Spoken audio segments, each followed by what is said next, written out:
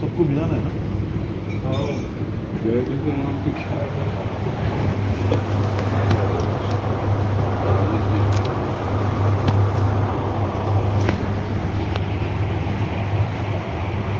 الحمد لله وحده والصلاة والسلام على من لا نبي بعده. اللهم صل على سيدنا مولانا محمد وعلى آل سيدنا مولانا محمد كما صليت على إبراهيم وعلى آل إبراهيم إنك حميد مجيد. أما بعد فأعوذ بالله من الشيطان الرجيم. بسم الله الرحمن الرحيم. إنا جعلنا ما على الأرض زينة لها لنبلوهم أيهم أحسن عملا. وقال الله سبحانه وتعالى وما أرسلنا من رسول إلا ليطاع بإذن الله. وقال عليه الصلاة والسلام المؤمنون هينون لينون كالجمل الآنف إن قيد انقاد وإن أنيخ على صخرة استناخا. وقال عليه الصلاة والسلام لا يؤمن أحدكم حتى يكون هواه تبعا لما جئت به أو كما قال عليه الصلاة والسلام. میرے بزرگوں، دوستوں، عزیزوں، اللہ رب العزت کے اوامر، اس کے احکام ملائکہ سے لے کر قیامت تک آنے والے مسلمانوں کی چاہت کے خلاف آئیں گے.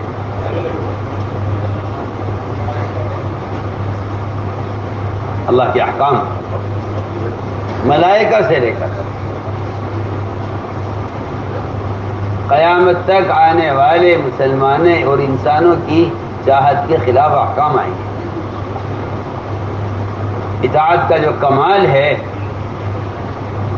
اطاعت کا جو کمال ہے وہ معمول کا پورا کرنا نہیں ہے. ہماری بات بہت توجہ سننی پڑے گی.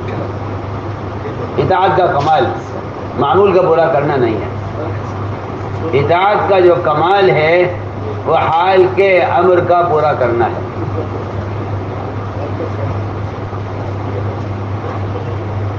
کیا ہے؟ حال کا امر پورا کرنا. اطاعت کا کمال معمول کا پورا کرنا نہیں. کیوں؟ اس لیے کہ معمول کا تو عمل کرنے والا عادی ہو جاتا ہے.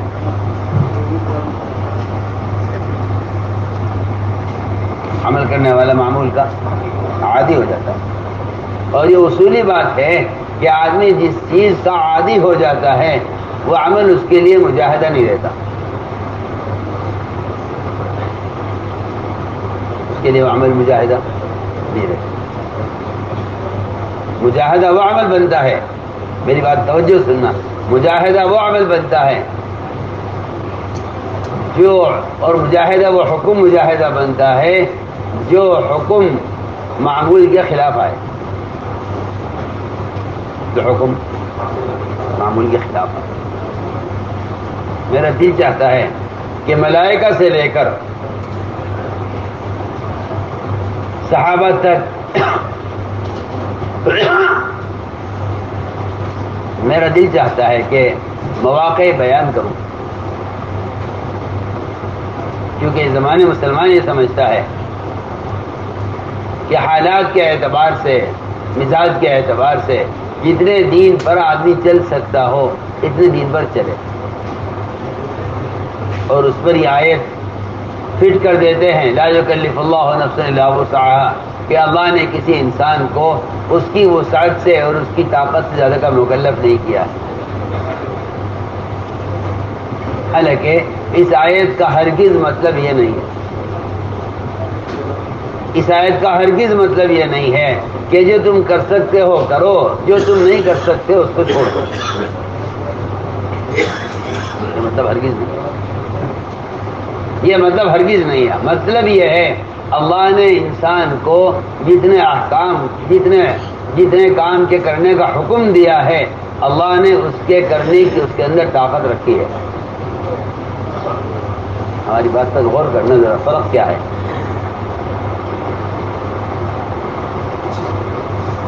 جو کر سکتے ہو کر لو، یہ مطلب نہیں ہے۔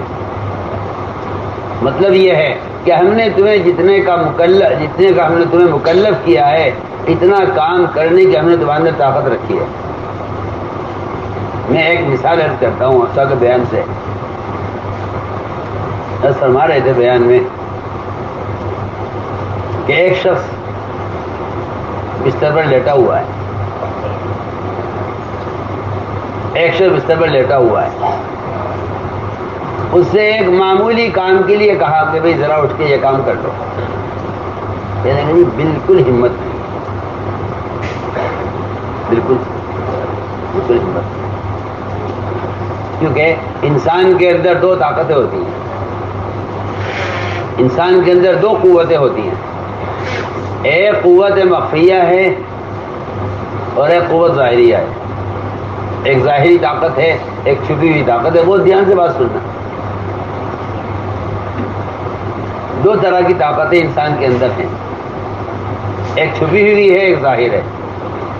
جب کوئی امر آتا ہے تو یہ اپنی ظاہری طاقت سے اس امر کا مقابلہ کرتا ہے اور یہ کہہ دیتا ہے کہ میں نہیں کر سکتا۔ ہماری بات بہت جاگ کر سننا۔ یہ کہتا ہے میں نہیں کر سکتا، معمولی کام، یہ کہتا ہے میں نہیں کر سکتا، بالکل ہمت نہیں۔ ابھی یہ بات چل رہی تھی کہ اس کے بستر پر ایک سانپ آ گیا۔ ہماری بات بہت دھیان سے، بستر پر سانپ۔ اس سانپ کو دیکھ کر یہ جس قوت کے ساتھ اٹھا ہے، اس قوت کی نہ کوئی ضرورت تھی، نہ اتنا جلدی اٹھنے کے لیے کہا تھا، آرام سے اٹھ کے کام کر، لیکن اس کا اس وقت کا اٹھنا اور اٹھنے کے لیے ایک قوت استعمال کرنا، اگر کوئی بڑے سے بڑی رکاوٹ اس وقت آ جائے جو اس کو روکنا چاہے اٹھنے سے، تو یہ اس کا مقابلہ کر لے گا۔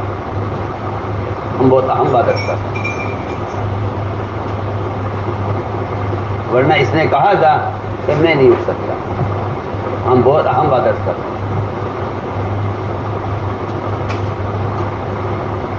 میں نے کہا تھا میں نہیں اٹھ سکتا۔ بستر پر جو سانپ آیا ہے، اس نے اس کو اس قوت سے اٹھایا ہے کہ اگر اس وقت اس کو کوئی روکے تو یہ اس کے روکنے سے روکے گا نہیں۔ سمجھتے تھے بس اتنی سی بات ہے کہ اگر حال کے امر کے پورا کرنے کی اہمیت مسلمان کے دل میں جہنم کے عذاب اور قبر کے سانپ، اگر اس اعتبار سے قوت یقین حاصل ہو جائے تو پھر یہ قوت عملیہ اور یہ قوت مخفیہ یہ ظاہر ہو کر رہے گی۔ اور اگر یہ یقین نہیں ہے اور اس کو بستر کا سانپ نظر نہیں آیا ہے، یہ لیٹا رہے گا، یہ کہے گا میری ہمت نہیں ہے اس کام کے لیے اٹھنے کی۔ میں بہت اچھی مثال لے رہا ہوں، آپ تو غور کریں۔ اس ساری بات کا خلاصہ یہ نکلتا ہے کہ اگر آخرت کا عذاب اس طرح مستحضر نہیں ہے جس طرح بستر کا سانپ، اگر اس طرح مستحضر نہیں ہے تو کتنے منکرات، کتنے محرمات جن کو اللہ نے حرام کیا ہے، وہ مسلمان یہ کہہ کر گزرے گا کہ حالات کا تقاضا ہے اور ہم اس میں کیا کر سکتے ہیں، کیونکہ اللہ نے ہمیں اتنا کا مکلف کیا ہے جتنا ہم کر سکتے ہیں۔ ہم نے ایک مثال عرض کی ہے، لا یکلف اللہ نفسا الا وسعها، کہ اللہ تعالیٰ نے انسان کو جتنے کا حکم دیا ہے اتنا حکم کے پورا کرنے کی انسان میں طاقت رکھی ہے۔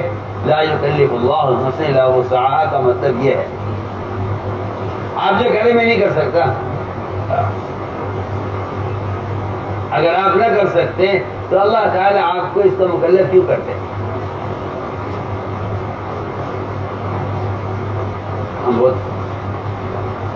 بنیادی باتوں میں اتفاق ہے۔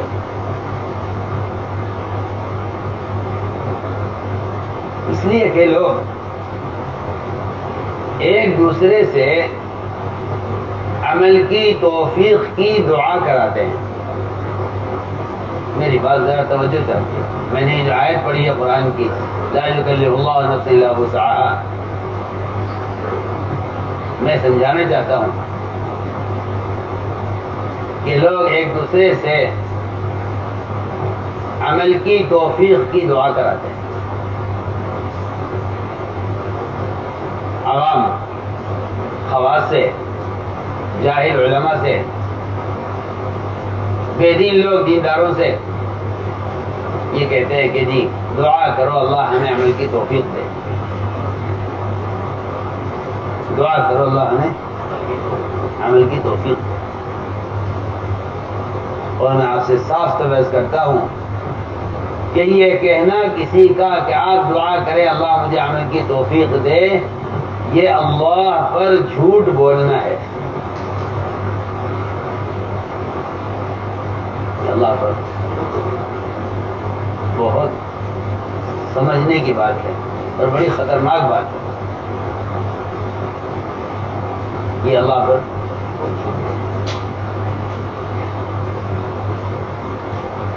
یہ اللہ پر جھوٹ بولنا ہے۔ حاجی آپ حج کر کے آتے ہیں، لوگ کہتے ہیں حاجی صاحب دعا کرنا اللہ ہمیں توفیق دے، اور یہ سمجھتے ہیں کہ ہمارے اندر عمل کی طلب اور ہمارے اندر عمل کا شوق ہونے کی علامت ہے کہ ہم توفیق کے لیے دعا کرا رہے ہیں۔ زکوٰۃ دینے والے کو دیکھتے ہیں، کہتے ہیں ماشاءاللہ آپ زکوٰۃ دیتے ہیں، دعا کر اللہ ہمیں توفیق دے دیا۔ نماز پڑھنے والوں کو دیکھتے ہیں، کہتے ہیں بھائی دعا کر اللہ ہمیں توفیق دے۔ اور میں آپ سے کہنا چاہتا ہوں کہ عمل کا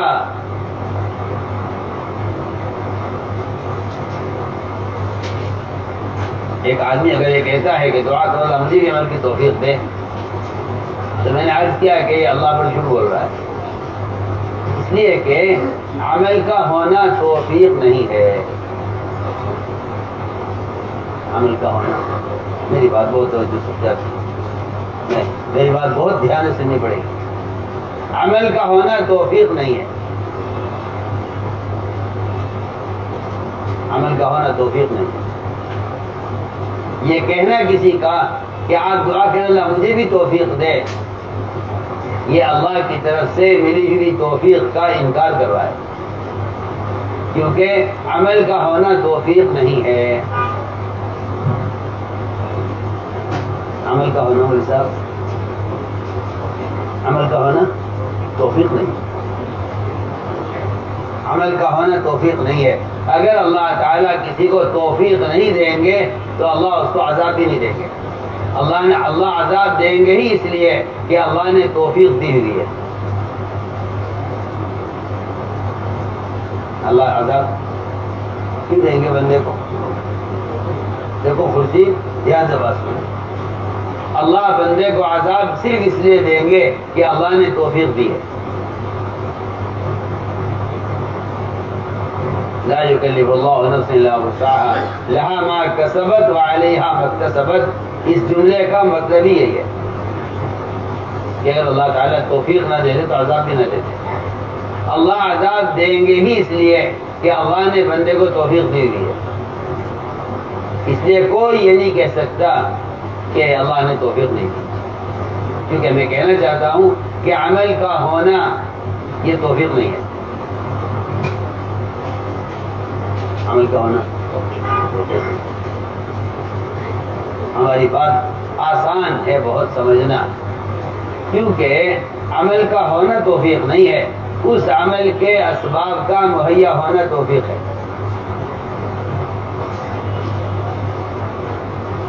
سمجھے بات؟ عمل کے اسباب کا مہیا ہونا توفیق ہے۔ عمل کے اسباب کا مہیا ہونا اللہ کی طرف سے توفیق مل چکی ہے آپ کو۔ اللہ نے آپ کو مال دیا ہے، اللہ نے آپ کو زکوٰۃ کی توفیق دے دی ہے، یہ بات تو غور کرنا. اللہ نے آپ کو مال دیا ہے, اللہ نے آپ کو حج کی توفیق دی ہوئی ہے, اللہ نے آپ کو آنکھیں دی ہیں, اللہ نے آپ کو قرآن پڑھنے کی, قرآن دیکھنے کی توفیق دی ہوئی ہے. جتنے بھی اوامر احکام ہیں اللہ تعالیٰ نے ان سارے اوامر کے پورا کرنے کے اگر آپ کو اللہ نے اسباب دیے ہوئے ہیں تو اللہ نے آپ کو توفیق دی ہوئی ہے. آپ جھوٹ بول رہے ہیں اللہ پر کہ دعا کرو اللہ مجھے بھی توفیق دے. آپ بتائیے بات سمجھ آئی نہیں ہے؟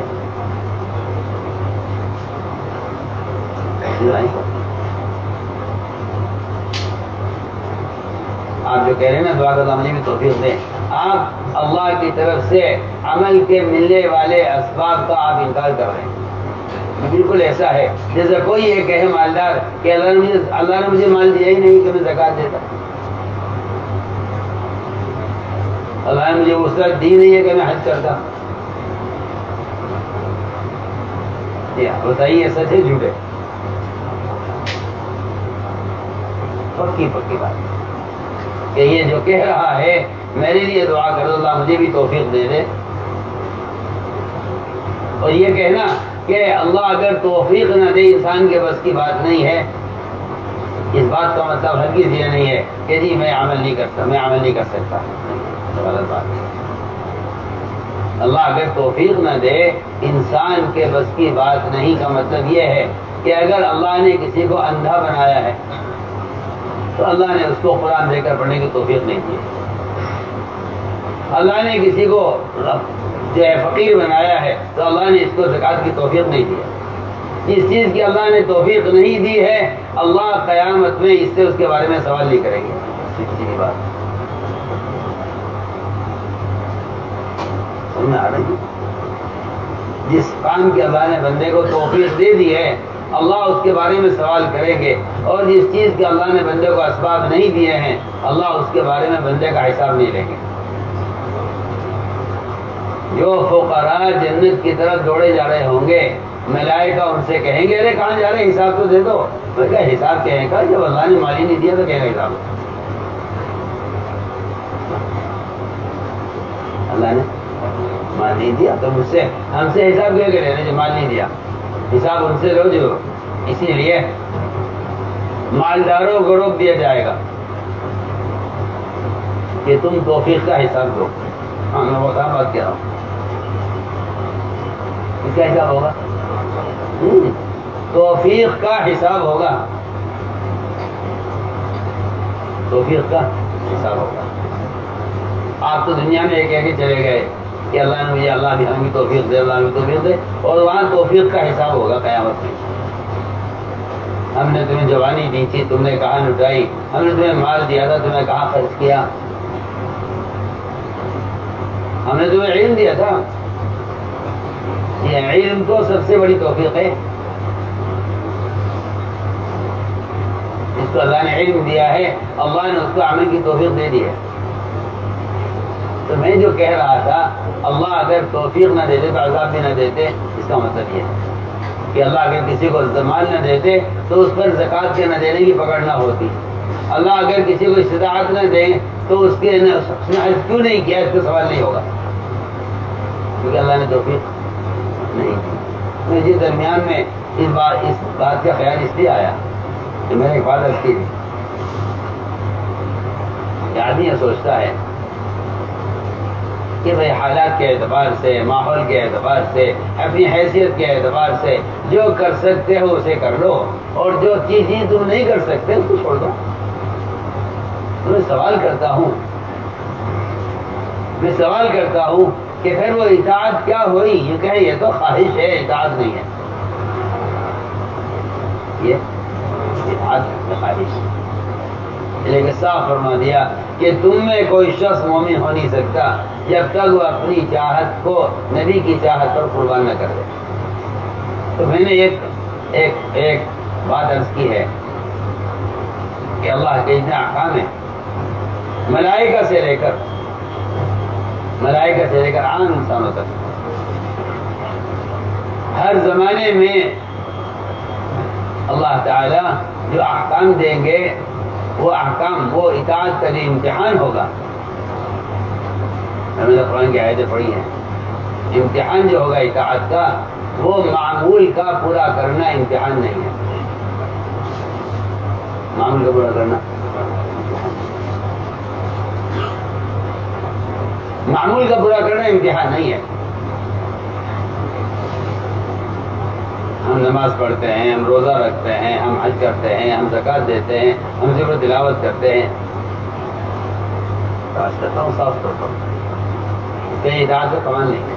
اب خدا نہ کرے اگر آپ یہ نہیں کر رہے تو کفر ہے.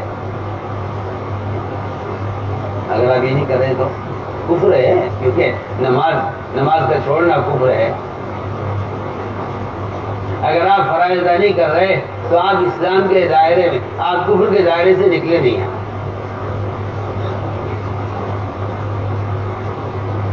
سوال معمولات کا پورا کرنا یہ کوئی کمال نہیں ہے. میں ایک مثال عرض کرتا ہوں درمیان میں.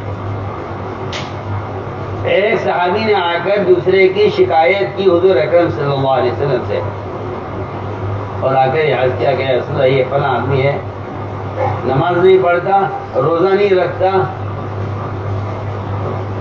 صدقات نہیں کرتا.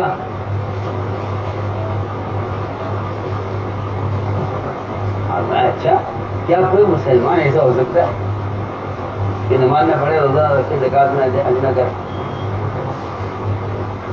بلوایا اس شخص کو، آپ نے بلا کے بٹھایا اور فرمایا کہ تمہارے بارے میں شکایت آئے گی. کیا شکایت بتائیے؟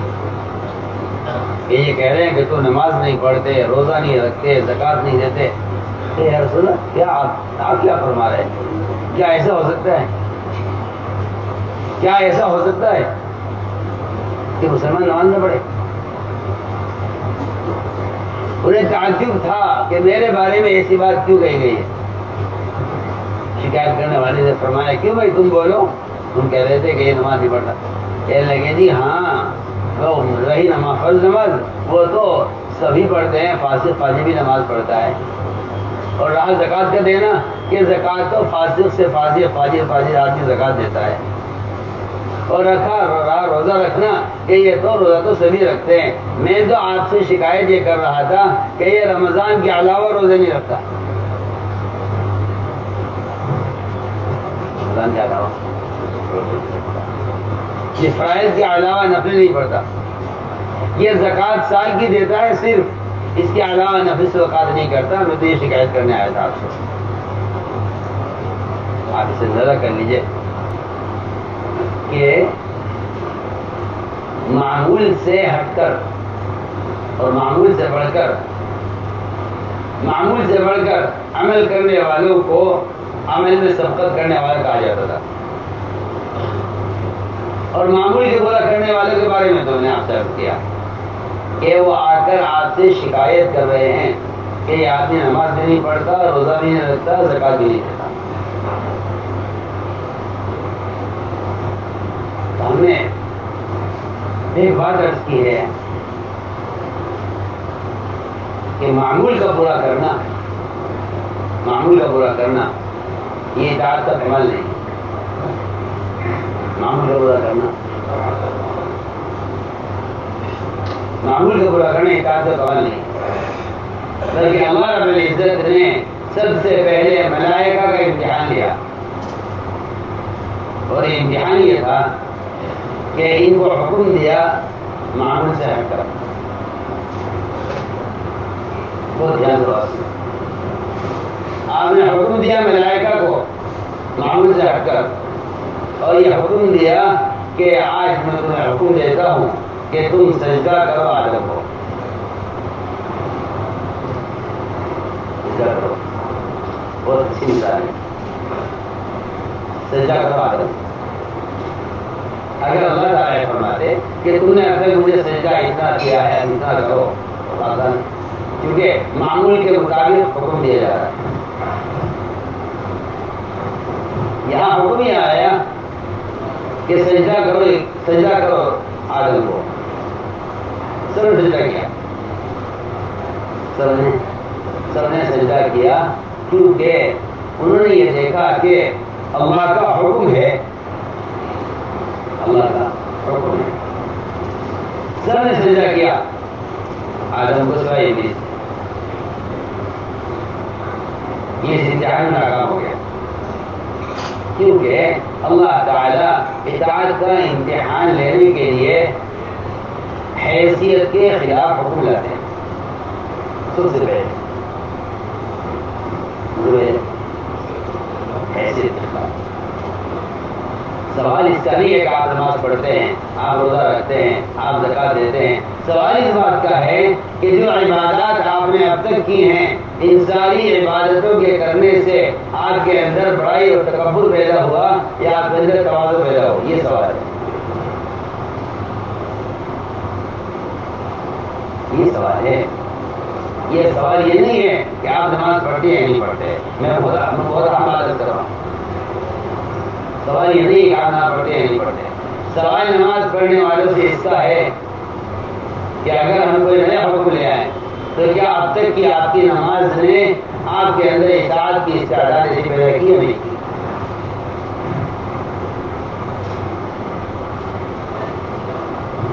اس اب تک کی عبادت آپ نے کی ہے، اس عبادت سے آپ کے اندر کبر اور گھمنڈ پیدا ہوا، حیثیت بنی، یا اس عبادت سے آپ کے اندر تواضع پیدا ہو؟ اگر اسی عبادت کو بڑھا دیا جاتا تو میں کہتا ہوں کہ ایک تو مشکل کام نہیں تھا، لیکن حیثیت کا امتحان لیا گیا. اللہ نے حکم دیا کہ آدم کو سجدہ کرو، سب نے سجدہ کیا سوائے ابلیس. ابلیس نے کہا نہیں، یہ میرے ساتھ زیادتی ہے کیونکہ میں ان سے بہتر ہوں، میں قدیم ہوں یہ جدید ہے، میں پرانا ہوں یہ نئے ہیں، میں اعلیٰ ہوں یہ ادنا ہے. حضرت خان فرماتے رحمۃ اللہ علیہ کہ یہاں ابلیس کو جو مارا ہے وہ اس کی عقل نے مارا، ورنہ علم بھی آگے تھا اور عمل بھی سب سے آگے، عبادت میں سب سے آگے اور علم میں سب سے آگے. یہ عقل کے تقاضا ہے نا، خیر ہوگی کہ نہیں سے بہتر. تو میں نے ایک بات عرض کی ہے کہ حال کا امر، سب سے پہلے جو حال کا امر آئے گا وہ حیثیت کے خلاف آئے گا. اگر پورا کر دو تو تمہیں ترقی ملے گی، اور اگر انکار کرو گے، اگر انکار کر دیا حال کے امر سے تو حال کے امر سے انکار کرنے والا وہاں بھی نہیں رہے گا جہاں تھا. آپ میری بات پر توجہ دیں.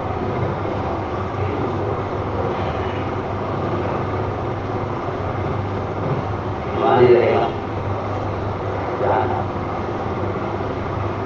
میں بہت اچھی بات کر رہا ہوں. ادھر ابلیس کو حکم تھا سجدہ کرنے کا، اس نے کہا کہ یہ میں نہیں کروں گا، اور مجھے عذر ہے. ہاں سنیے، مجھے عذر ہے کہ عذر یہ ہے کہ میں ان سے بہتر ہوں اور میں ان سے پرانا ہوں، یہ میرے ساتھ زیادتی ہے کہ آپ مجھے اس کو سجدہ کرنے کا حکم دے رہے ہیں. ادھر ایک صاحب نے ایک لقمہ بائیں ہاتھ سے لیا. میں دونوں مثالیں کر رہا ہوں. ایک شخص نے لقمہ بائیں ہاتھ سے لیا،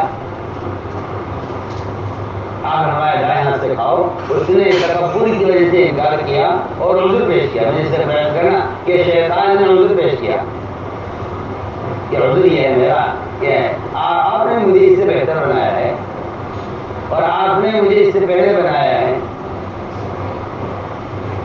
میری حیثیت روشنی کی ہے، ان کی حیثیت اندھیرے کی ہے. میری حیثیت علو اور بلندی کی ہے، ان کی حیثیت پستی کی ہے. آپ میرے کے درمیان فرق دیکھیے، پھر آپ حکم دیجیے. جو میری حیثیت ہے مجھے میری حیثیت پہ رکھی ہے، جو آدم کی حیثیت پہ آدم کی حیثیت پہ رکھی ہے.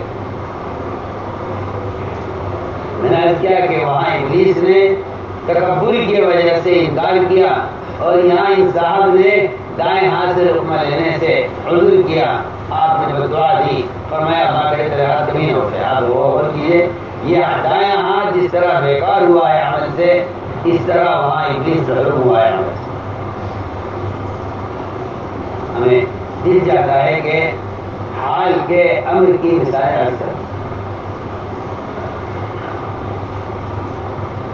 سمجھتی ہے کہ حال کے امر کو پورا کیے بغیر اطاعت کامل نہیں ہوتی۔ اس کی بڑی اچھی اچھی مثالیں ہیں، سچی مثال ہم نے پہلی مثال رکھی ہے کہ ابلیس کو حکم ہوا سب کو سجدہ کرو آدم کو، اس نے کیا کر دیا؟ اس نے انکار کر دیا۔ کیوں؟ اس لیے کہ یہاں سجدہ کرنے میں اپنی حیثیت رکاوٹ بنی ہے، حیثیت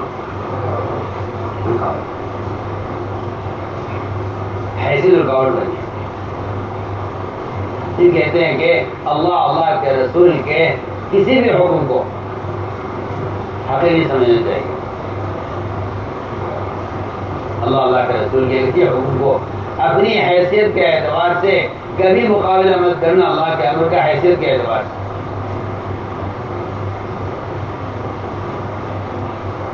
اللہ کے رسول کا جو حکم ہے کہتے ہیں کہ اس کو پورا کر دو، ورنہ آپ کو ڈرنا چاہیے اس بات سے کہ کسی فتنے میں ڈال دیے جاؤ یا کوئی عذاب تمہارا آ جائے۔ فَلْيَحْذَرِ الَّذِينَ يُخَالِفُونَ عَنْ أَمْرِهِ أَن تُصِيبَهُمْ فِتْنَةٌ أَوْ يُصِيبَهُمْ عَذَابٌ أَلِيمٌ۔ میں عرض کرنا چاہتا ہوں کہ اللہ کے رسول کا کوئی بھی حکم ہو، اگر اس حکم کو اپنی حیثیت کے اعتبار سے حقیر سمجھا تو یہ محرومی کا سبب بنے گا۔ میں ایک مثال عرض کرتا ہوں۔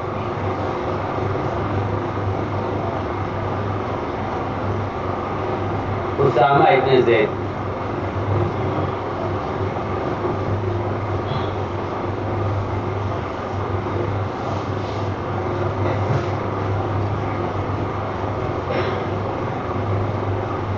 جب اسامہ آئے مدینہ منورہ، بچے تھے، شکن سے بدشکن، ناک ان کی چپٹی، چہرے پر چیچک کے داغ، مدینہ آدھی چیچک ہو گئی، بڑی چیچک ہوئی جس سے چہرے پر داغ پڑ گئے۔ اس حال میں ان کا پیر ٹھوکر لگی، ان کو چوکھٹ کی، یہ گرے اور پیشانی پر زخم آیا اور خون نکلا۔ ادھر ناک بہ رہی تھی، ادھر سے خون بہ رہا تھا زخم سے۔ آپ صلی اللہ علیہ وسلم اے عائشہ ذرا جلدی اٹھ، اس کی اسامہ کی ناک صاف کر۔ حضرت عائشہ فرماتی ہے مجھے بہت گھن آئی اور مجھے بڑی ناگواری ہوئی کہ میں اس کا خون کیسے صاف کروں۔ آپ نے دیکھ لیا کہ عائشہ اس کام کے لیے نہیں اٹھ رہی ہے، اور عائشہ کو اس کی ناک صاف کرنے، اس کے خون صاف کرنے سے گھن اور کراہت محسوس ہو رہی ہے۔ آپ اٹھے اور آپ نے اٹھ کر اپنے ہونٹوں سے حضرت اسامہ کے زخم کا خون چوسا۔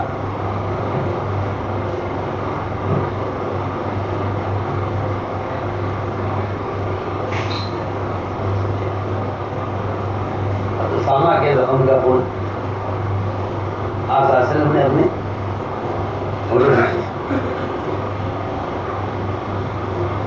دیکھو، میں بہت اہم بات کرتا ہوں۔ اپنے گھر والوں کے سامنے ایک اجنبی بچہ جو نہ آپ کے قوم کا ہے، نہ آپ کے ملک کا ہے، نہ آپ کی زبان کا ہے، نہ آپ کی شکل کا، نہ آپ کے رنگ کا ہے، کچھ نہیں ہے، کوئی رشتہ داری نہیں، کوئی برادری کا آدمی نہیں، کچھ نہیں۔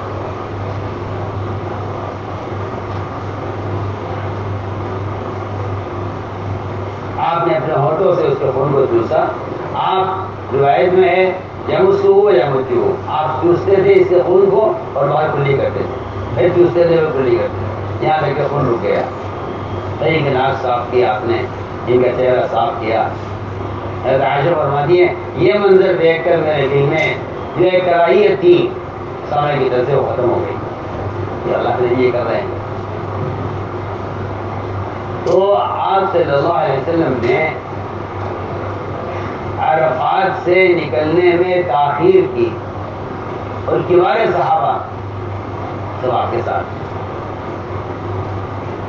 حج ہو رہا ہے، سارے صحابہ آپ کے ساتھ ہیں، اتنا بڑا قافلہ، اور تاخیر پہ تاخیر ہوتی گئی نکلنے میں، لوگوں کو سوال آنے لگا زبان پر، آخر اتنی دیر ہو گئی ہے، غروب ہو چکا ہے، آپ عرفات سے کیوں چلتے؟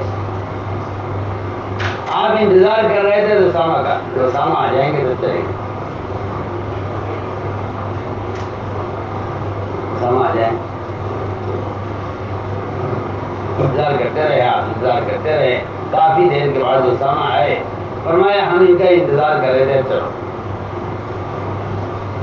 وہ اپنی کی ضرورت سے گئے ہوئے تھے، تو اہل یمن نے یہ کہا، اہل یمن نے یہ کہا کہ ہم لوگوں کو اس بچے کی وجہ سے روکا گیا ہے، اس غلام کی وجہ سے ہمیں روکا گیا، اس کی وجہ سے، اس کی کیا حیثیت ہے؟ اس کی کیا حیثیت ہے کہ اس کے لیے ہمیں روکا جائے؟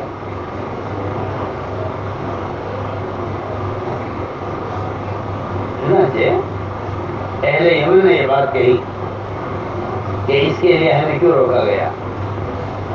زمانہ یہ وقت گزر گیا، آپ صلی اللہ علیہ وسلم کی وفات پر سب سے پہلے مرتد ہونے والے اہل یمن تھے۔ پوچھا گیا کہ اہل یمن کے ارتداد کا کیا سبب ہوا؟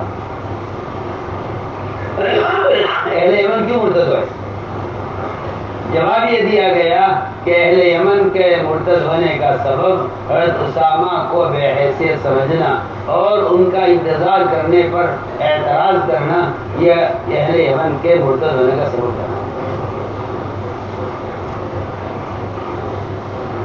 ہم آپ کو مثالیں عرض کرنا چاہتے ہیں کہ کوئی چیز اگر معمول سے ہٹ کر ہوتی ہے، کوئی چیز اگر معمول سے ہٹ کر ہوتی ہے تو وہ صرف یہ دیکھنے کے لیے ہوتی ہے کہ ان کے اندر اطاعت کتنی ہے۔ کوئی دھیان سے بات سنو، کہ کون بیٹھا ہوا ہے پیچھے، دھیان سے بات سنو۔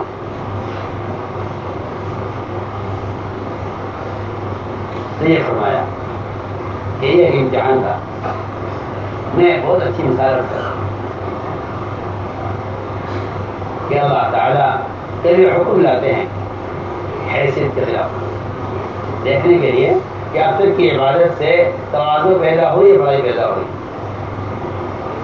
تو میں نے مثالیں آپ سے عرض کی ہیں کہ یہاں حکم آیا فرشتوں کو آدم کو سجدہ کرنے کا، یہ حکم حیثیت کے خلاف آیا، حکم حیثیت کے، یہ ہے فرشتوں کا امتحان۔ دوسرا امتحان ہے انبیاء علیہ السلام کا۔ انبیاء علیہ السلام کو بھی ہم اسی طرح حکم دیتے ہیں، جو حکم پورا کرتے ہیں چاہت کے اور جذبے کے اور حالات کے خلاف، ہم ایسے لوگوں کو منتخب کر کے ان سے امت کی ہدایت کا اور اس سے امت کی امامت کا ان سے کام لیتے ہیں۔ جذبہ ہوتا ہے نا آدمی کے اندر۔ ابراہیم علیہ السلام میں اور انبیاء علیہ السلام میں اولاد کے ہونے کا ایک جذبہ ہے، اور وہ اولاد کے ہونے کا جذبہ، اللہ مجھے معاف فرمائے، ہم دنیا داروں کی طرح نہیں کہ مالدار ہے اور اولاد نہیں ہے، اور کارخانے دار ہیں مگر کوئی اولاد نہیں ہے۔ اس زمانے میں آپ دیکھیں گے جو جتنا بڑا مالدار ہے اس کو اولاد کی اتنی زیادہ تمنا ہے کہ میرے مال کا وارث کون ہوگا، میرے مال کا وارث، میرے مال کا وارث کون ہوگا۔ جو اپنے مال کو خیر کی راہوں میں خرچ نہیں کرتے، اللہ کی شان، ایسے لوگ اپنے مال کا وارث کتوں کو وارث بنا کر مرتے ہیں۔ ایک بڑے مالدار آدمی نے امریکہ میں اپنے سارے مال کا وارث اپنے کتے کو بنایا، اولاد کو پینے، یعنی جو کچھ میرا مال ہے وہ سب اس کتے کے نام، یہ اس کی آخری وصیت ہے، اور اسی وصیت کو کر کے مارا ہے۔ آپ دیکھیے، آپ بہت ٹھیک ہے، انبیاء علیہ السلام اللہ تعالیٰ سے اولاد کو طلب اس لیے کرتے ہیں تاکہ جو تو نے ایک امانت دی ہے دین کی، یہ امانت ضائع نہ ہو، کیونکہ مجھے قرابت داروں سے اور اپنے موالی سے اور اپنے غلاموں سے اس امانت کے ضائع ہونے کا اندیشہ ہے، اس لیے مجھے اولاد چاہیے تاکہ میرے بعد وہ میری امانت کی حفاظت کرے۔ تو علیہ السلام نے یہ دعا اس وقت مانگی ہے جب ان کی عمر 120 سال کی اور بیوی کی عمر 90 سال کی، اور یہ کہہ کر مانگی ہے کہ ظاہری کوئی سبب اولاد کے ہونے کا نہیں ہے، مگر ہم تجھ سے مانگ کر کسی سبب کے نہ ہوتے ہوئے بھی ہم تجھ سے مانگ کر کبھی نامراد نہیں ہوئے، یہ ہمارا یقین ہے۔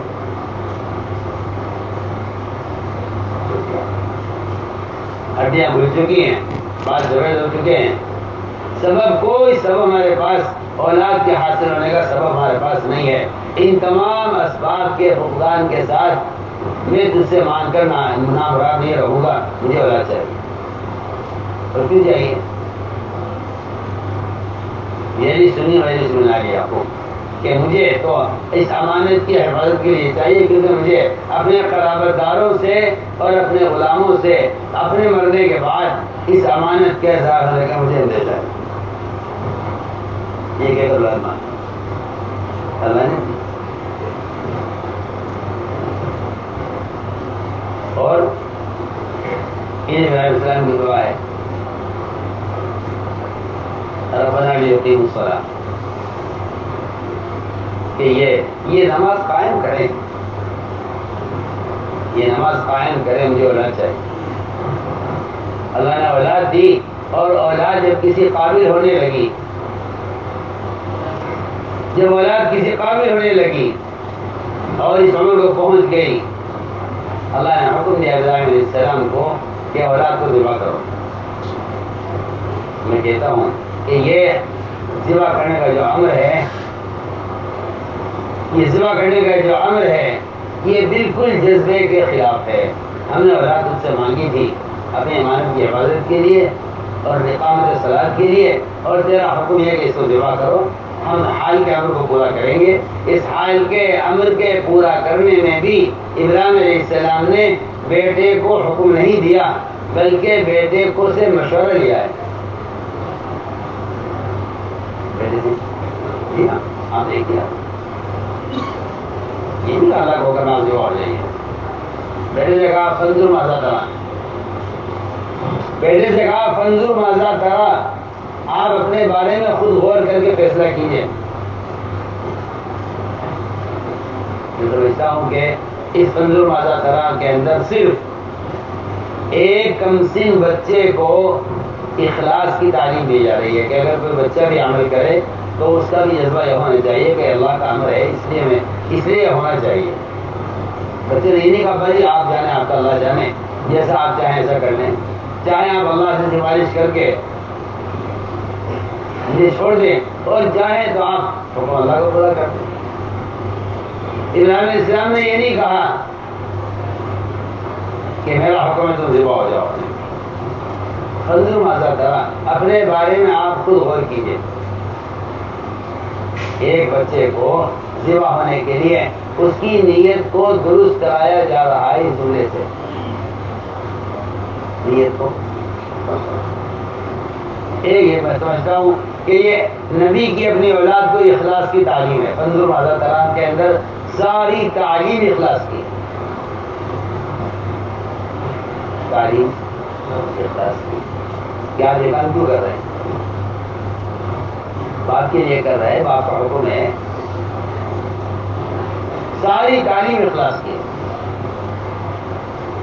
میں عرض کرتا ہوں ایک چھوٹی سی مثال درمیان میں، پھر بات انشاءاللہ پوری کروں گا یہ، لیکن میرا دل چاہتا ہے کہ کون کون سے ایسے موقع آتے ہیں جہاں آدمی کام کرتا ہے اور اللہ تعالیٰ اس کا امتحان لیتے ہیں کہ کس لیے کر رہا ہے۔ ایک آدمی تھا، اس کا نام تھا قزمان۔ آپ نے دیکھ کر اس کے بارے میں کہا صحابہ سے کہ یہ جو آدمی ہے نا، یہ قزمان، یہ جہنمی ہے۔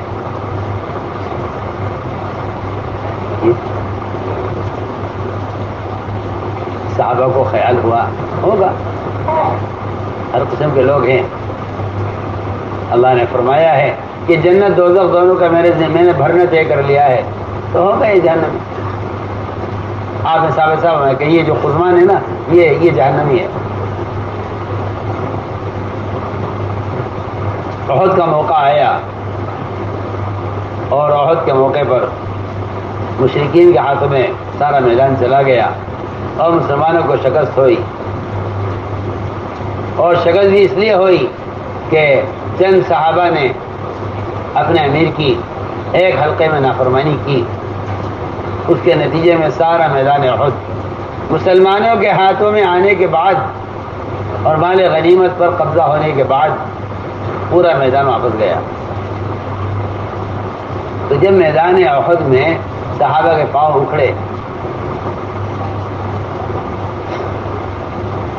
تو یہ قزمان اچانک آیا میدان میں اور ایسی بہادری اور ایسی طاقت سے اور ایسی ہمت سے لڑا اور صحابہ کی مدد کی اور کفار سے مقابلہ کیا.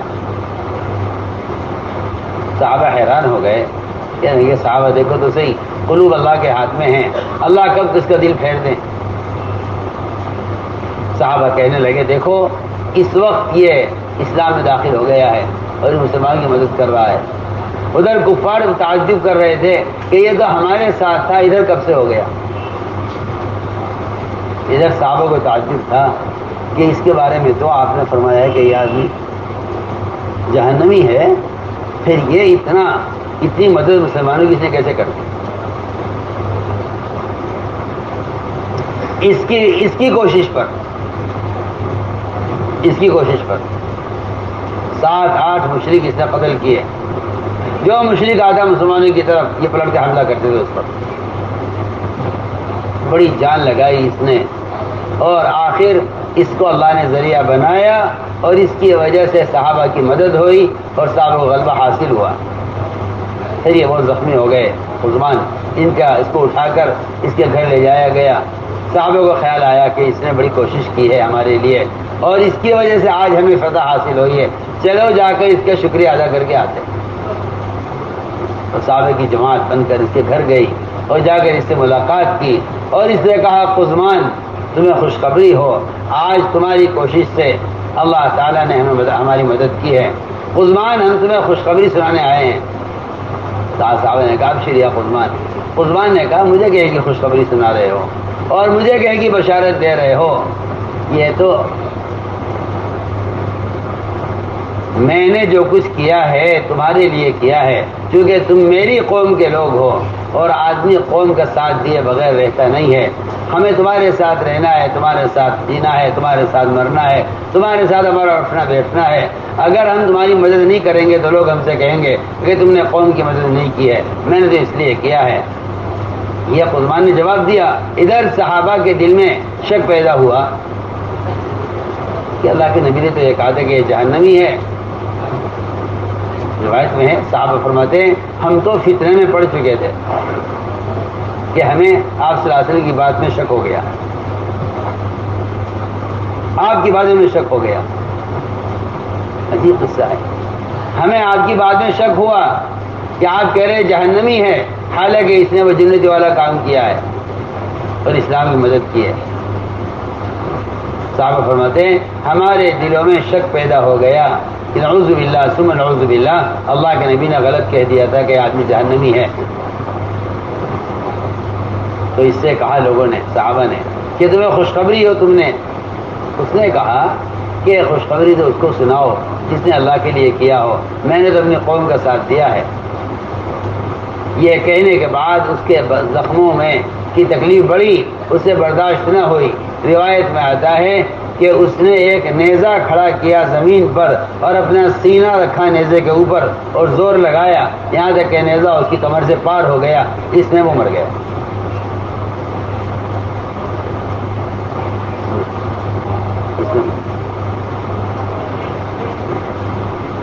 اس میں وہ مر گیا.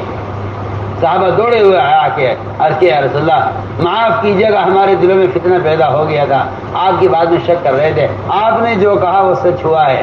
اس کا انجام یہ ہوا کہ اس نے آخری وقت میں اپنے سینے میں ہے وہ نیزہ داخل کر کے اور اپنے آپ کو اپنے ہاتھ سے قتل کیا ہے۔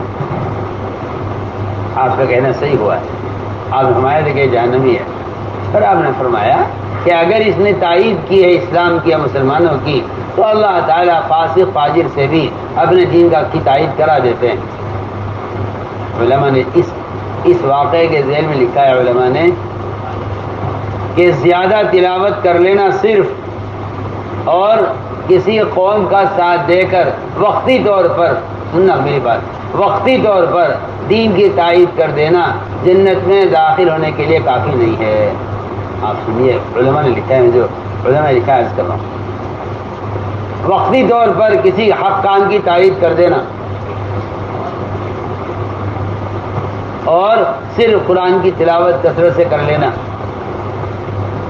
جنت کے واجب ہونے کے لیے کافی نہیں ہے۔ اس واقعے کے ذیل میں یہ لکھا، میری بات بہت جا کے سننی پڑی۔ دین کے کسی کام کی وقتی طور پر تائید کر دینا اور تلاوت کی کثرت کر لینا یہ جنت کے واجب ہونے کے لیے کافی نہیں ہے۔ میں نے عرض کیا کہ اللہ تعالیٰ کے احکام اس طرح آتے ہیں انبیاء کی طرف، ایمان والوں کی طرف۔ بس مجھے عرض کرنا تھا کہ حال کے امر کو پورا کرو۔ سناچہ ہم مثال عرض کر رہے تھے کہ اخلاص، سوال مجھ سے بھی آپ سے بھی ہے کہ آپ یہ کر رہے خیر کا کام کس کے لیے کر رہے؟ میں آپ سے صاف طور پر عرض کرتا ہوں، اس زمانے میں مزاج یہ ہے لوگوں کا کہ اگر بات کہنے والا ہمارا آدمی نہیں ہے تو ہم حق کو بھی رد کر دیں گے، اور اگر بات کہنے والا ہمارا آدمی ہے تو ہم اس کی غلط بات کی بھی کوئی تعبیر کر دیں گے۔ یہ ہمارے اخلاص کا حال ہے، یہ ہمارے اخلاص کا حال ہے۔ ہمارا آدمی اگر غلط بات کہے گا ہم تعبیر کر لیں گے، اور اگر ہمارا آدمی نہیں ہے اور بات صحیح کہہ رہا ہے تو ہم رد کریں گے کیونکہ ہمارا آدمی نہیں ہے۔ تو میں نے بہت اہم بات کی ہے کہ اللہ تعالیٰ انبیاء علیہ السلام کا امتحان لیتے ہیں۔ ابراہیم علیہ السلام نے جو میں جملہ آپ سے میں نے عرض کیا ہے، فانظر ماذا تری، ایک کمسین بچے کو صرف عملی سکھلایا جا رہا ہے، حق نہیں بتایا جا رہا، بلکہ اس کو اخلاص کی تعلیم دی جا رہی ہے کہ تم فیصلہ کرو، تمہارے اپنے بارے میں تم خود فیصلہ کرو کہ تمہارا ذبح ہونا میرے حکم سے ہے باپ کے یا اللہ کے حکم سے ہے۔ فانظر ماذا تری، وہ بولتا ہوں۔ انہوں نے جواب بھی ایسا دیا جیسے سوال تھا۔ باپ نے کہا فانظر ماذا تری، بیٹے نے کہا افعل ما تؤمر۔ یہ نہیں کہا کہ ابا جی آپ جانے، آپ کا اللہ جانے، میں تو تابع ہوں۔ یہ نہیں، میں آپ کے تابع نہیں ہوں، میں اس عمل میں اللہ کے تابع ہوں۔ افعل ما تؤمر کا مطلب یہ ہے کہ کسی اولاد کو اس کا حق نہیں ہے کہ وہ اللہ کے رسول کے معاملے میں اپنے والدین کی اطاعت کرے، اس کی گنجائش نہیں ہے۔ میں کہتا ہوں کہ کتنے کام ایسے ہیں جنہیں ہم یہ کہہ کے چھوڑ دیتے ہیں کہ والدین راضی نہیں ہیں،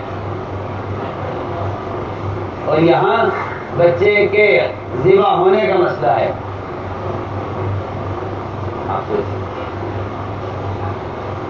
یہ میں آپ کو مثال کر رہا ہوں کہ حال کے امر کے پورا کرنے کا درجہ یہ تھا کہ بیٹے جواب یہ دیا افعل ما تؤمر۔ آپ کو اختیار نہیں کہا مجھ سے پوچھیں، آپ کو مامور ہیں، آپ کو مامور ہے اللہ کی طرف سے جو حکم سے پورا کیجیے۔ تو اللہ نے قرآن میں اس کو بلائے مبین کہا ہے۔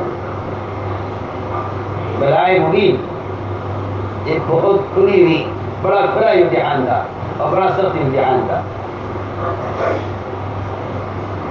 اگر ابراہیم علیہ السلام نے اس امتحان میں چھری چلائی ہے اپنے بیٹے پر تو یہاں آپ صلی اللہ علیہ وسلم نے ایسی جماعت تیار کی. میں کچھ کہنا چاہتا ہوں, میری بات تو توجہ دیں جملے پر. اگر وہاں ابراہیم علیہ السلام نے حکم پورا کر کے بیٹے اور شریف جلائی ہے, آپ صلی اللہ علیہ وسلم نے ایسی امت تیار کی ہے کہ اگر باپ کی تلوار کے نیچے بیٹا آ گیا اور کفر کرے تو باپ کو اولاد کو قتل کرنے میں کوئی جھجک نہیں. عبدالرحمن ابی بکر اسلامی لائے تھے تو کہتے ہیں عبدالرحمن ابی بکر صدیق کہ ابا جی آپ کئی مرتبہ میری تلوار کے نیچے آئے میدان میں, مگر میں نے باپ سمجھ کے چھوڑ دیا کہ باپ کو کیا قتل کروں, بڑا باپ ہے. انہوں نے جواب دیا بیٹے اگر تم میری تلوار کے نیچے آ جاتے تو میں تمہیں نہ چھوڑا. اطاعت نے کفر اسلام کے درمیان اتنا فاصلہ کر دیا تھا, اتنا فاصلہ کر دیا تھا. مصعب بن عمیر کے بھائی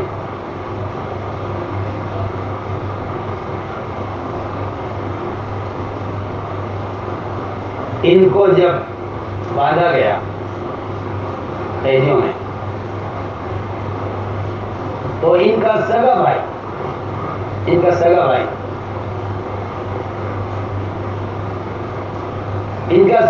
کہہ رہا تھا, سگا بھائی یہ کہہ رہا تھا باندھنے والے صحابی سے کہ دیکھو ابن یسر اس کو اچھی طرح باندھنا, اس کی ماں بہت مالدار ہے, حالانکہ دونوں کی ماں ایک, دونوں کی ماں ہے. اس کو اچھی طرح باندھنا, اس کی ماں بہت مالدار ہے, اگر فدیے کی بات آ گئی تو تجھے اس کی ماں سے فدیہ بہت ملے گا, اس کو اچھی طرح باندھنا. اور یہ کہہ رہے تھے کہ بھائی تم کیا بول رہے, میں تمہارا بھائی ہوں. کہ نہیں میرا بھائی تو نہیں ہے, میرا بھائی ہے انصاری جو تجھے باندھ رہا ہے, میرا بھائی. میں سوچتا ہوں میں نے کہا اللہ تعالیٰ ایسے صحابہ کی جماعت کو ہر زمانے کے باطل پر کیوں نہ غالب کریں, جن کا اسلام کا رشتہ اپنے سگے بھائیوں سے زیادہ مضبوط ہو. سگے بھائی کے بارے میں کہہ رہے انصاری صحابی, سگے بھائی کے بارے میں کہہ رہے دیکھ بھائی اس کو اچھی طرح باندھنا مضبوط کر کے, ہاں اس کی ماں بڑی مالدار ہے, حالانکہ ان کی ماں ایک ہے. تو بھائی نے بنتے پوچھا سگے بھائی سے کیا میں تمہارا بھائی نہیں ہوں؟ کہا نہیں تم میرے بھائی نہیں ہو, میرا بھائی تو یہ انصاری ہے جو تمہیں باندھ رہا ہے, جس سے کوئی رشتے داری نہیں ہے اس کو بھائی بتا رہے ہیں, جو سگا بھائی ہے اس کو باندھنے کی تاکید کر رہے ہیں. یہ بتایا گیا تھا کہ تمہارے درمیان اور کفر کے درمیان اتنا فاصلہ ہے. میں نے ایک مثال رکھ کی ہے کہ اللہ تعالیٰ یہ امتحان لیتے ہیں. تو میں نے عرض کیا کہ آپ صلی اللہ علیہ وسلم نے ایک فرد نہیں ایسی ایک امت تیار کی تھی جس نے صاف دکھلا دیا کہ جو تعلق ہمارا اللہ کے رسول سے ہے وہ تعلق ہمارے کسی سے نہیں. آپ صلی اللہ علیہ وسلم نے ایک صحابی کو پکڑا جو اپنے باپ سے سب سے زیادہ محبت کرتے تھے. تمام پورے مدینہ منورہ میں ان سے زیادہ باپ کے ساتھ صلہ رحمی اور ان کا اکرام اور خدمت کرنے والا کوئی نہیں تھا. آپ ہی کو پکڑ کے فرمایا جاؤ اپنے باپ کا سر کاٹ کر لاؤ. روایت میں ہے دوڑے, سنتے ہی بھاگے فوراً. فرمایا کہاں جا رہے ہو؟ کہ آپ کا حکم ہے, میں باپ کا سر لینے جا رہا ہوں. میں باپ سے پوچھوں گا نہیں کیا وجہ ہے, اگر میں وجہ معلوم کرتا ہوں آپ سے تو میرا یہ حکم پورا کرنا وجہ سے ہوگا, حکم سے نہیں ہوگا. آپ سوچیے آج مسلمان شریعت کے عام حکموں میں, آج مسلمان شریعت کے معمول کے حکموں میں بھی وجہ معلوم کرتا ہے کہ اس حکم کی کیا وجہ ہے, اس سنت کی کیا وجہ ہے. اور میں سمجھتا ہوں کہ اس سے بڑی حماقت اور جہالت کوئی نہیں ہے کہ مسلمان کسی حکم کی حکمت معلوم کرے آپ ذرا غور کیجیے، آپ اپنے محلے کے کلینک پر بیٹھنے والے ڈاکٹر سے اگر یہ کہے کہ دوا آپ کیوں دے رہے ہیں، اس کی کیا ضرورت ہے، تو آپ کو پاگل کہے گا. ڈاکٹر کا مطلب اس سے ڈاکٹر میں ہوں، دوا میں لکھ رہا ہوں، آپ کا مطلب ہے. سوچیے نا سر، آپ ڈاکٹر سے نہیں پوچھ سکتے دوا آپ کیوں لکھ رہے، وہ آپ کو پاگل کہے گا. اور آپ نبی سے سوال کریں اس بات کا کہ یہ حکم کیوں ہے اور اس سنت کی کیا وجہ ہے.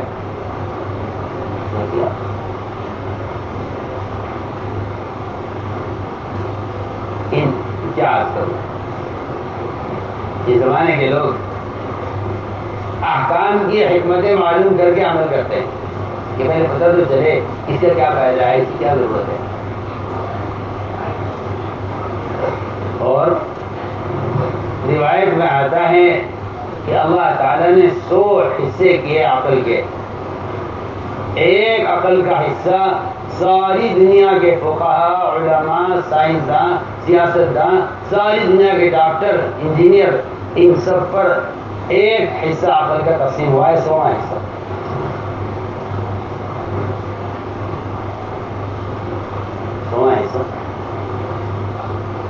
عقل کا 100واں حصہ ساری مخلوق پر تقسیم ہوا ہے، اور 99 عقل کے حصے تنہا محمد صلی اللہ علیہ وسلم کو دیے گئے ہیں. میں کہتا ہوں کہ یہ دنیا مقسوم العقل نہیں ہے، معدوم العقل ہے. آپ یہ مت کہیے کہ عقل تقسیم ہوئی. سوچیے اگر 100واں حصہ ساری مخلوق پر تقسیم ہوا ہے تو کتنے حصے میں عقل آئے ہوں، بتائیے آپ. یہ مقسوم العقل ہے یا معدوم العقل ہے؟ پکی بات ہے. میں کہتا ہوں کسی سنت پر عمل کرنا اس کی حکمت کی وجہ سے یہ ہماری بے عقلی ہے. میں شروع میں عرض کر چکا ہوں کہ شیطان کو جو مارا ہے اس کی عقل نے مارا. اے بھائی کیا کر رہے، اتنی عقل نہیں ہے کہ قرآن حدیث میں کر لوں. یہ باتیں دین کی باتیں لکھتے ہیں کافی نیچے رکھ کے زمین میں پیروں پر. اس سے تو تمہارا نہ لکھنا بہتر ہے. کرسی پر بھی کتاب رکھنا جائز نہیں ہے، اور منبر پر بھی کتاب رکھنا جائز نہیں ہے. کرسی پر اور جائز نہیں، کیونکہ منبر کرسی بیٹھنے کی جگہ ہے. اور تم یہاں سے رکھ کر میں تو حیران ہوتا ہوں دیکھ دیکھ. میں نے کہا جتنی توہین اس زمانے میں مسلمان نے علم کی ہے، ان موبائلوں سے بھی اور ان کاپیوں سے بھی. امام اوزاعی اپنے شاگردوں سے کہتے تھے اگر حدیث یہاں سے تم لکھ کر لے گئے میرے سے سن کر تو اس کا وقار، اس کا نور ختم ہو جائے گا. حدیث اگر تم لکھ کر لے گئے تو اس کا وقار، اس کا نور ختم. امام اوزاعی اپنے شاگردوں سے کہتے تھے. امام اوزاعی کے زمانے کے محدث تھے، ان کے طلبا حدیث لکھی رات مانگتے گا ایک حدیث لکھ لیں آپ کی، آپ بیان کر رہے ہیں. نہیں لکھ کر مت لے جانا ورنہ اس قانون، اس کا وقار ختم ہو جائے. میں تو سمجھتا ہوں آج کل کے لوگ جاہل ہیں جو سمجھتے ہیں ان آلات سے حدیث کا علم پھیلے گا. میں کہتا ہوں اس کا وقار، اس کا نور ختم کر. میں عرض کر رہا تھا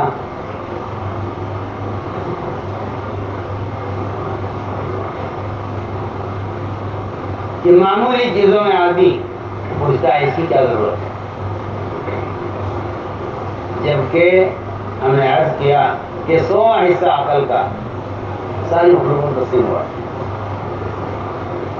اور 99 حصے عقل کے دیے گئے ہیں محمد صلی اللہ علیہ وسلم. آپ سے نظر 99 حصے عقل ماں اندر دینے میں ربی کا نکاح ولا مجنون. اس آیت کی تفسیر میں فتح العزیز میں شاہ عبد العزیز محدث دہلوی نے اس روایت کو نقل کیا. عبدالعزیز نے شاہ عبدالرحمن کی زیریں نقل کی.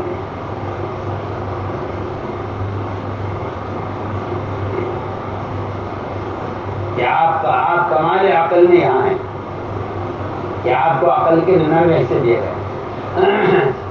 امام الانبیاء امامت کا تقاضا یہی ہے اور آپ کی شریعت کے تمام شریعتوں کو منسوخ کرنے کا تقاضا یہی ہے.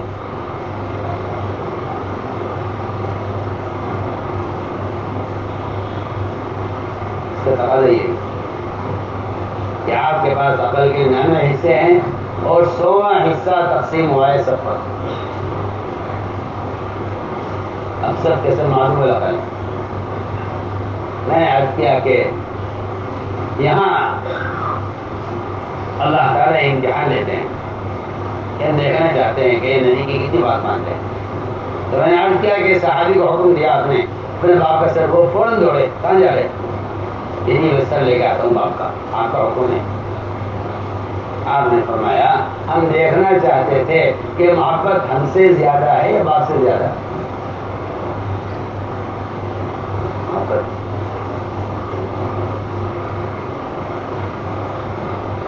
تو میں نے عرض کیا کہ جذبے کے خلاف حکم آئے گا.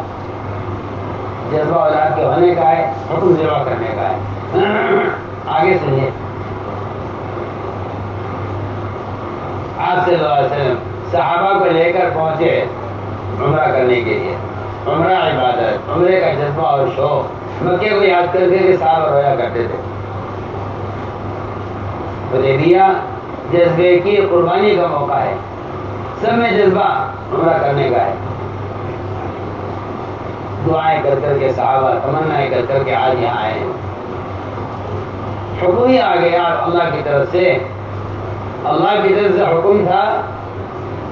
عجیب بات ہے, اگر صرف حکم ہوتا کہ نہیں واپس جاؤ عمرہ نہیں کرنا ہے تو ٹھیک ہے, عبادت آپ کا حکم ہے, آپ کہیں گے تو کہیں گے, آپ لوگ دیں گے رک جائیں گے, کیا بات.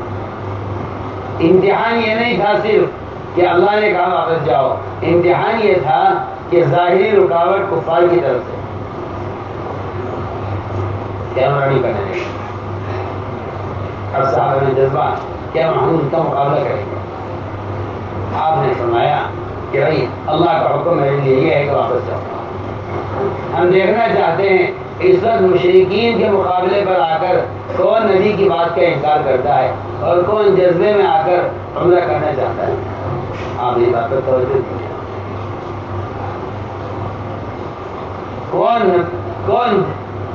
مقابلہ کر کے عمرہ کرنا چاہتا ہے اور نبی کی نہ اپنے جذبے کو نبی کے عمل کے خلاف پورا کرتا ہے. کیا کروں آپ سے, سب کا عمرہ کرنے کا شوق اور بالکل حرم کی حد تک پہنچ گیا. حدیبیہ لیکن وہاں سے مشرکین کی طرف سے رکاوٹ ظاہری طور پر اور اللہ کی طرف سے حکم کو واپس جاؤ. سنیے آپ, یہ ہے امتحان. ہم دیکھنا چاہتے ہیں کہ کون نبی کی اطاعت کرتا ہے اور واپس ہو جاتا ہے اور کون یہ کہتا ہے کہ نہیں جی آپ کہہ رہے تو ٹھیک ہے ورنہ ہم سب کو سوا کرنے والے نہیں ہیں, ہم تو مقابلہ کریں گے. آپ نے فرمایا سہیل ابن عمر آ رہے ہیں. دیکھو بہت اہم کام کی بات ہے مولوی صاحب. دیکھو سہیل آ رہے ہیں, اب معاملہ آسان ہو جائے گا. آپ ان کے نام سے سہیل, سہل, آسانی, ان کے نام سے آپ نے فال نکالی. آپ سنیں توجہ دینا بات پر. سہیل آ رہے ہیں, معاملہ آسان ہو جائے گا. یہ معاملہ آسان ہونا یہ نہیں ہوتا کہ یہ ہمیں عمرہ کرنے دیں گے اور یہ ہمارے لیے راستہ نکال دیں گے, بلکہ میں سمجھتا ہوں کہ سہیل نے آ کر جو سخت شرطیں لگائیں یہاں پر رسول کا کہ ہم نہیں مانتے آپ کو رسول, لکھیے اسلام عمرہ نہیں کریں گے, لکھیے آپ کا علم آئے گا ہمارے پاس ہم واپس نہیں کریں گے. ہمارا آدمی آپ کے پاس اگر چلا گیا مسلمان ہو کر بھی تب بھی آپ کو واپس کرنا پڑے گا. یہ ساری شرائط لکھوائیں. حالانکہ آپ نے کہا سہیل آ رہے معاملہ آسان ہو جائے, اور سہیل نے وہ شرطیں لگائیں کیونکہ یہ ساری آسانیاں اس پر تھیں کہ اگر تم ساری شرائط کو منظور کر لو اور باطل کو موقع دے دو اور اللہ کے رسول کے حکم کو اس وقت پورا کر دو جذبے کے خلاف, تو ہم تمہارے یہاں سے ہٹنے سے پہلے فتح نازل کر دیں گے. آپ سنیے, بظاہر تو صحابہ کرام کو شکل نظر آ رہی تھی, لیکن فرمایا کہ عمر قائم بلاؤ عمر کو. عمر لو اللہ کی طرف سے فتح کی خبر آ گئی, یہاں سے ہٹے نہیں. فتح صحابہ فرماتے ہیں کہ تم لوگ فتح مکہ کو فتح کہتے ہو, ہم کہتے ہیں حدیبیہ فتح مکہ ہے.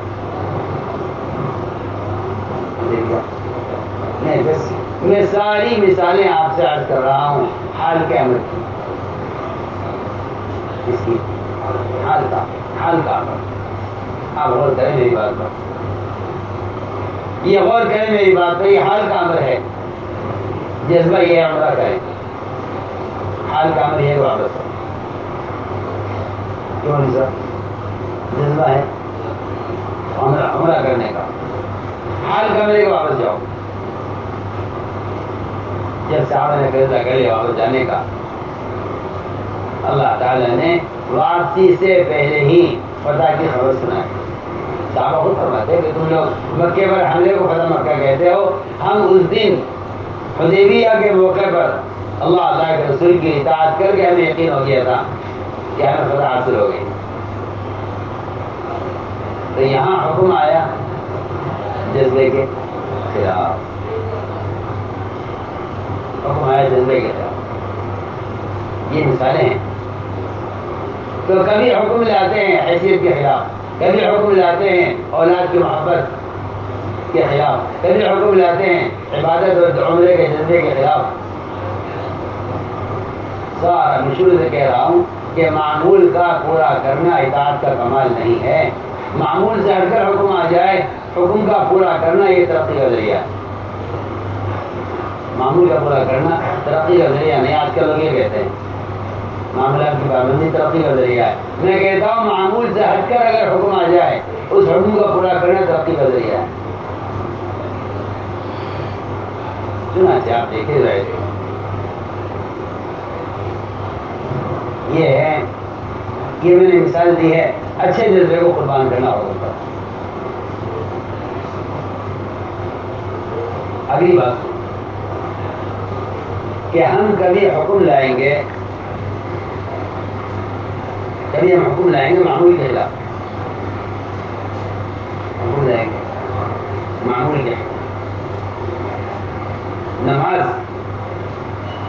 نماز ہوتی تھی بیت المقدس کی طرف. ہجرت کے بعد بھی 17 مہینے تک نماز ہوتی رہی بیت المقدس کی طرف. ظہر کی نماز ہو رہی تھی, وہ بھی مسجد نبوی میں نہیں. آپ صلی اللہ علیہ وسلم گئے ہوئے تھے انصار میں کسی کی عیادت کے لیے, وہاں ظہر کی نماز تو ہو گیا, آپ نے وہاں ظہر کی نماز ادا کی, اور ظہر کی نماز کی 4 رکعت ہونی تھی, 2 رکعت ہوئی تھی تو باقی تھی. اس درمیان میں حکم آ گیا کہ آپ رخ کر لیجیے بیت المقدس سے بیت اللہ کی طرف.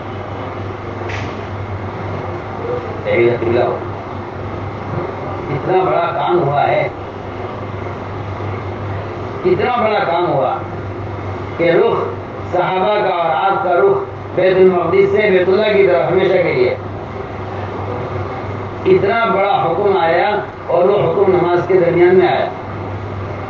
کیا کوئی ہے جو یہ کہتے نہیں ابھی تو پڑھ لو, اچھا سے پڑھ لیں گے ادھر. آپ نماز میں گھوم گئے فوراً, آپ نے اپنا رخ بدلا, آپ کے پیچھے صحابہ نے رخ بدلا, آپ کے پیچھے عورتوں نے رخ بدلا. عورتیں, بچے, جوان, بوڑھے جتنے آپ کے پیچھے تھے سب نے آپ کے ساتھ ساتھ فوراً رخ کر لیا. اللہ نے فرمایا کہ ہم نے نماز کے دوران جو آپ کا رخ بدلا ہے چھٹائی کرنے کے لیے بدلا ہے, کہ کون اس وقت آپ کی اطاعت کرتا ہے اور کون یہ کہتا ہے نہیں جی ہمارا پہلا قبلہ صحیح ہے، کیا ضرورت اس کو بدلنے کی؟ قرآن کہتا ہے احمق ہیں وہ لوگ، قرآن کہتا ہے احمق ہیں وہ لوگ، بے وقوف ہیں وہ لوگ جو کہتے ہیں قبلہ بدلنے کی کیا ضرورت تھی، معمول ہوتا ہے چلتا رہتا کام چل رہا تھا۔ قرآن ہے سیقول السفہاء، علماء نے لکھا ہے یہ سفہاء تین قسم کے لوگ ہیں، یہود، کفار اور منافقین۔ یہود نے کہا ہمارا قبلہ آپ نے کیوں چھوڑ دیا، آپ ہمارے قبلے کی طرف آئیے۔ کفار میں دو قسم کے لوگ تھے، بعض تو خوش ہو گئے کہ انہوں نے ہمارا قبلہ اختیار کر لیا ہے، ابھی آہستہ آہستہ آہستہ آہستہ اب نعوذ باللہ سن کے تھک گئے ہیں، ابھی یہ پتہ چل رہا ہے کہ ہمارا دین نعوذ باللہ چلنے والا نہیں ہے، لہذا جو پہلے کفار کا یہ قبلہ ہے اسی طرف بندے آ جانے چاہیے۔ بعض کفار نے کہا نہیں، جب ہمارے بتوں کو نہیں مانتے تو ہمارا قبلہ کیوں اختیار کیا؟ منافقین نے یہ کہا ان کا کوئی ٹھکانہ نہیں ہے، کبھی کچھ کہتے ہیں کبھی کچھ کہتے ہیں کبھی کچھ کہتے ہیں کبھی کچھ کہتے ہیں، ان کا کوئی ایک طریقہ نہیں ہے۔ اللہ تعالیٰ نبی کی زبان پر ایسے احکام جاری کرتے ہیں کہ جس سے اطاعت نہ کرنے والے چھپ کر محروم ہو جاتے ہیں اور حکم پر قدم اٹھانے والے آگے بڑھ جاتے ہیں۔ اللہ فرما رہے ہیں ہم نے تو قبلے کو بدلا اسی لیے ہے تاکہ ہم چھٹائی کریں کون اتباع کرتا ہے کون اتباع نہیں کرتا۔ تو کیا یہاں حکم آیا کس کے خلاف؟ معمول کے خلاف۔ نماز ایک معمول کی ہو رہی ہے، حکم آیا معمول کے خلاف۔ یہ مثالیں کہ ہم دیکھنا چاہتے ہیں کہ اب تک کی نماز سے اندر اطاعت کا جذبہ کتنا پیدا ہوا ہے۔ وہاں بھی رخ بدلا ہے، وہاں بھی رخ بدلا ہے کہ ہمیں سجدہ کرتے کرتے کرتے آئے ہو، آج حکم یہ ہے کہ آدم کو سجدہ کرو۔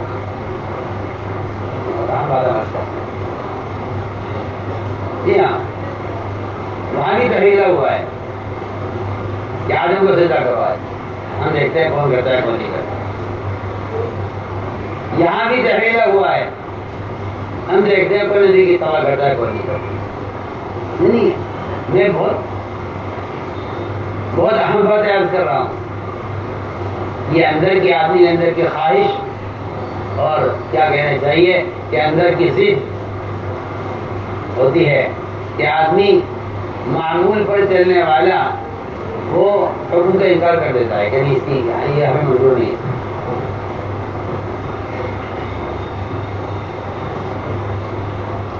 کیونکہ میں عرض کر چکا ہوں شروع میں کہ اللہ کے احکام کے لانے کی جو وجوہات ہوتی ہیں وہ یہ ہوتی ہیں حیثیت، معمول، حالات، جذبہ، یہ ساری چیزیں ہیں جس کے خلاف حکم آئے گا اطاعت کا امتحان لینے کے لیے۔ تو میں نے ایک مثال کی ہے، جب کبھی حکم آتا ہے معمول کے خلاف، کبھی حکم آتا ہے حالات کے خلاف، حکم آتا ہے حالات کے خلاف۔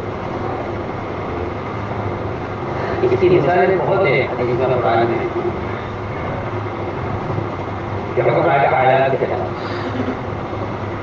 صحابہ آپ کے ساتھ سفر میں تھے، اللہ ختم ہو گیا، صحابہ آپ کے ساتھ سفر میں تھے، اللہ ختم ہو گیا۔ اب دیکھیے کھانے کے لیے کچھ نہیں اور بھوک شدت کی، اور سفر میں خیال یہ ہوا کہ ہمارے پاس سواریاں ہیں اور سواریاں میں گدھے تھے اور گدھا اس وقت تک کھڑا ہوا۔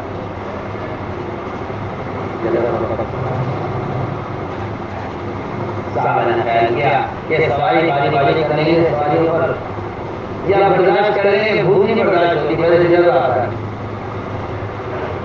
صحابہ نے جو ہے گدھا ذبح کیا، گوشت بنایا اور ہانڈی میں چڑھایا اور روایت میں جب گوشت گرنے لگا بالکل اور کھانے کے لیے صحابہ تیار تھے۔ آپ اندازہ کر لیجیے کہ ہانڈی میں گوشت تیار ہو رہا ہو اور بھوک کی شدت ہو، آپ بتائیے حلال گوشت تیار ہو رہا ہے، بھوک کی شدت ہے، اللہ دیکھ رہے ہیں کہ سفر میں ہیں، کھانے کے لیے کچھ اور نہیں ہے. اچانک آپ نے فرمایا جا کے اعلان کر دو صحابہ میں اللہ نے اسی وقت گدھے کا گوشت حرام کر دیا ہے، اور حکم یہ دیا کہ کھانا پھینک دیا جائے اور ہانڈیوں کو توڑ دیا جائے.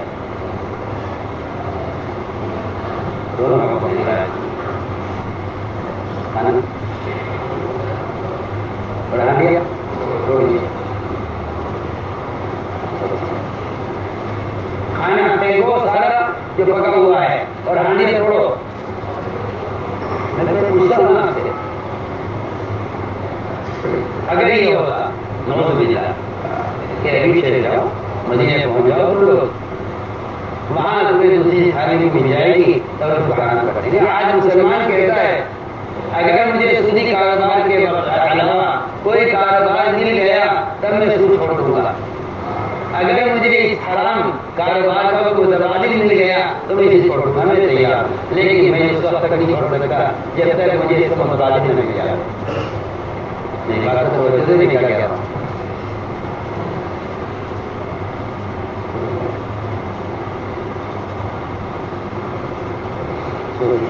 کتنے کام حرام اور کتنے اسباب حرام ایسے ہیں جنہیں مسلمان چھوڑنے کے لیے یہ تیار نہیں ہے کہ میں متبادل انتظار کر رہا ہوں. جب مجھے اس کا بدل مل جائے گا تو پھر چھوڑوں. اللہ اس کے منتظر ہے کہ یہ حرام کو چھوڑے تو میں اس کے لیے راستہ حلال کے کھولوں. اللہ اس کے منتظر ہے اور یہ اس کا منتظر ہے کہ جب تک مجھے کوئی متبادل راستہ نہیں ملے گا میں حرام کو نہیں چھوڑوں.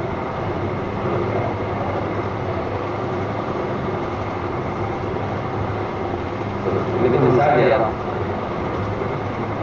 کہ یہاں سفر میں ہے اور حلال گوشت پک رہا ہے. ہم دیکھنا چاہتے ہیں کہ آپ عمل کرتے ہیں یا نہیں کرتے. صحابہ نے کھانا سب پھینک دیا. آگے پوچھا رسول اللہ آپ کا حکم ہے ہانڈی توڑنے کا، آپ اجازت دیں کیا ہم ہانڈی کو رگڑ کر صاف کر دیں یا توڑ دیں؟ فرمایا چلو ایسا کرو توڑ دو ہمیں کام آ جائے گی. کیوں؟ میں آپ سے عرض کرنا چاہتا ہوں کہ یہ حال کا عمل ہے. یہ حال کا عمل بے شک دشواری آئے گی، لیکن میں کہتا ہوں کہ دشواری کی مدت کم ہے، سہولت کی مدت زیادہ ہے. اور کوئی سہولت دشواری سے گزرے بغیر نہیں ہے. یہ ساری دشواریاں اللہ کی طرف سے جنت کے چاروں طرف اور ساری سہولتیں جہنم کے چاروں طرف. آپ کو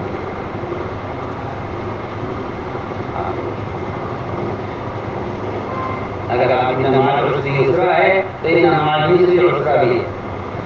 ہماری بات کو توجہ دیں.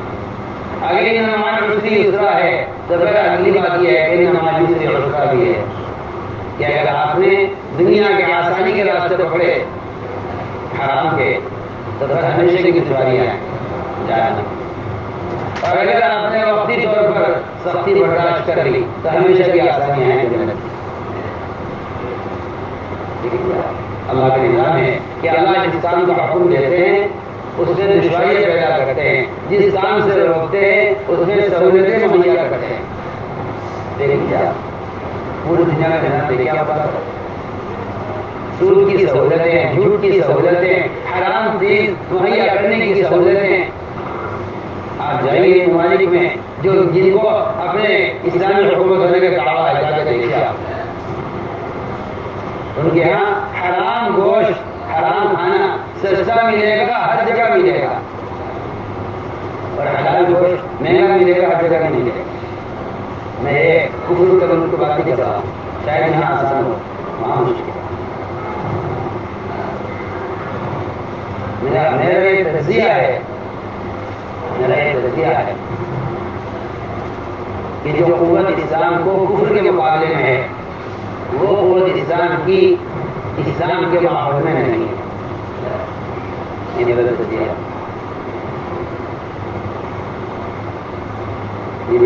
ہے.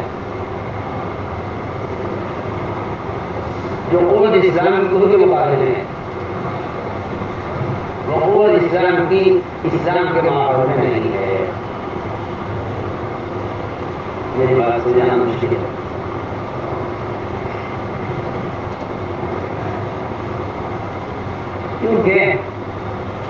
کفر کے ماحول میں آدمی دین کو بچانے کی کوشش کرتا ہے، اور عمل کے ماحول میں آدمی بے فکر ہو جاتا ہے، اور اس کے اندر شیطان یہ دعویٰ پیدا کر دیتا ہے کہ ہم اسلام ہے، حالانکہ اسلامی حکومت کی اسلام نہیں کہتے، اسلامی حکومت کو اسلام نہیں کہتے، اسلام کو کامل اطاعت کو کہتے ہیں، جہاں اس بات کا یہ اطمینان ہے کہ ہم اسلامی حکومت ہے، وہاں حرام کی سہولت زیادہ ہے۔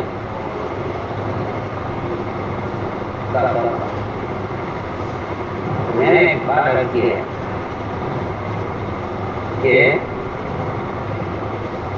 اللہ تعالیٰ ایک رخ پر چلتے اچانک حکم لاتے ہیں۔ جو صحابہ میدان کو فتح کرنے کے قریب ہو جاتے تھے، اس کی مثالیں ہیں۔ حضرت خالد رضی اللہ تعالی عنہ جب محنت کرتے کرتے کرتے کرتے بالکل فتح کے کنارے پہنچنے لگے، اور ان کے نام فتح ہوتی، فاتح یہ کہلاتے، اچانک حکم آ گیا کہ خالد معزول ہو جائے۔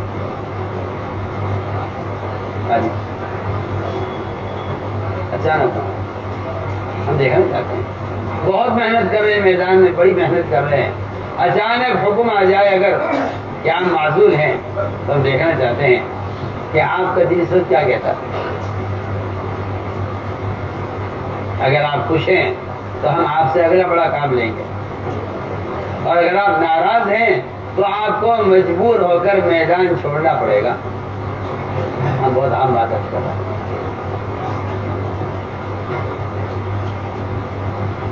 عمر رضی اللہ تعالیٰ نے خالد کو معزول کیا عین وقت پر۔ جب معزول کر دیا تو ان کے دوست تھے علقمہ ابن علاسہ، بہت مزے کا قصہ ہے، دھیان سے سننا جاگ کر۔ ان کے دوست تھے علقمہ ابن علاسہ اور خالد کے دوست، انہیں برا لگا کہ میرے دوست کو معزول کر دیا عمر نے۔ خیر، رات کے اندھیرے میں حضرت علقمہ کی ملاقات ہوئی حضرت عمر سے، اور شکل صورت لہجہ حضرت عمر کا خالد کا ایک سا تھا۔ علقمہ سمجھے کہ خالد ہے، وہ تھے عمر، وہ تھے علقمہ نے بات شروع کی، او خالد، یہ جو عمر ہے نا، عمر اس نے تجھے جو معزول کیا ہے، صرف تنگ دلی اس کی تنگ نظری ہے، اور یہ عمر نے اچھا نہیں کیا، اور میرا ارادہ تھا کہ عمر سے کہوں گا المؤمنین سے کہ میرے بھتیجے کی کچھ مدد کر دو، مگر اب جب وہ اتنا تنگ دل ہے، اتنا تنگ نظر ہے کہ اس نے تمہیں معزول کر دیا، تو اب میں نے بھی سوچ لیا ہے کہ نہیں، مجھے اپنے بھتیجے کے لیے عمر سے مال کا سوال نہیں کرنا ہے۔ یہ تمہارے ساتھ یہ کیا انہوں نے، تو ہمیں کیا دے گا؟ یہ ساری بات رات کے اندھیرے میں علقمہ کی کس سے ہو رہی؟ عمر سے ہو رہی، اور وہ خالد کر کے بات کر رہے ہیں۔ سنتے رہے تو ساری بات حضرت عمر نے سنتے رہے۔ حضرت نے پوچھا، آواز حضرت خالد کسی دی بالکل، اور ادھر انہیں بھی یقین تھا کہ خالد ہے۔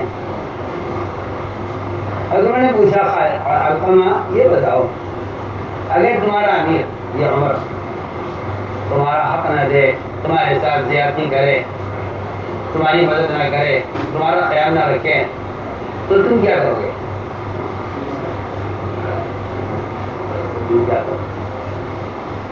علقمہ نے کہا، دیکھ خالد، بات یہ ہے کہ یہ تو ہمارے امیر ہیں، یہ ہمیں محروم کریں ہمارے حق سے، یہ ہم پر کچھ بھی ظلم کریں، ہمارے ذمہ تو دو کام ہیں، صبر کرنا، اطاعت کرنا۔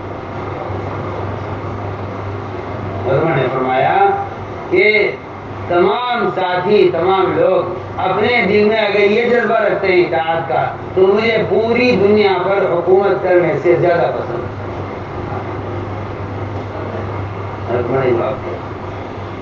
رات کو گزر گئی، صبح کو دونوں سامنے بیٹھے ہوئے،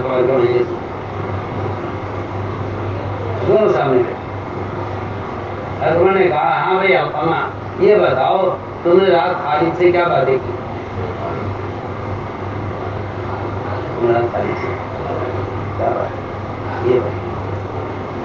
ہاں بھائی بتاؤ علقمہ رات تم نے خالد سے کیا باتیں کی؟ حضرت علقمہ سمجھ گئے کہ خالد نے کسی نے ذکر کر دیا ہوگا اور شکایت وہاں تک پہنچ گئی۔ علقمہ کو بیچارے سر جھکا لیا انہوں نے، سمجھ گئے کہ میری رات کی باتیں پہنچ گئی علقمہ تک۔ حضرت خالد نے کہا کہ مجھ سے علقمہ نے، میری تو علقمہ سے کئی دن سے ملاقات نہیں ہے۔ حضرت نے کہا جھوٹ بول رہے ہو، سچی بتاؤ۔ خالد نے کہا جی میں قسم کھاتا ہوں میری علقمہ سے ملاقات کئی روز سے نہیں ہوئی۔ علقمہ کہہ رہے خالد جھوٹ نہ بولو، قسم تو نہ کھاؤ، رات میں تم ساتھ ہوتے، رات میں تم دونوں ساتھ ساتھ تھے، جھوٹ نہ بولو۔ وہ رفڑا بیٹھے نا تو ان کا ہاتھ مار رہے علقمہ، کہہ رہے خالد چلو جھوٹ بول رہے تو قسم تو مت کھاؤ، جھوٹی قسم۔ اور ان دونوں میں جھگڑا ہو گیا، وہ کہہ رہے میری ملاقات نہیں ہوئی، وہ کہہ رہے میں تم رات ساتھ تھے۔ حضرت نے فرمایا تم دونوں سچ بول رہے ہو، وہ خالد نہیں تھے، علقمہ میں تمہارے ساتھ تھا۔ تو میں نے عرض کیا کہ عجیب نظام ہے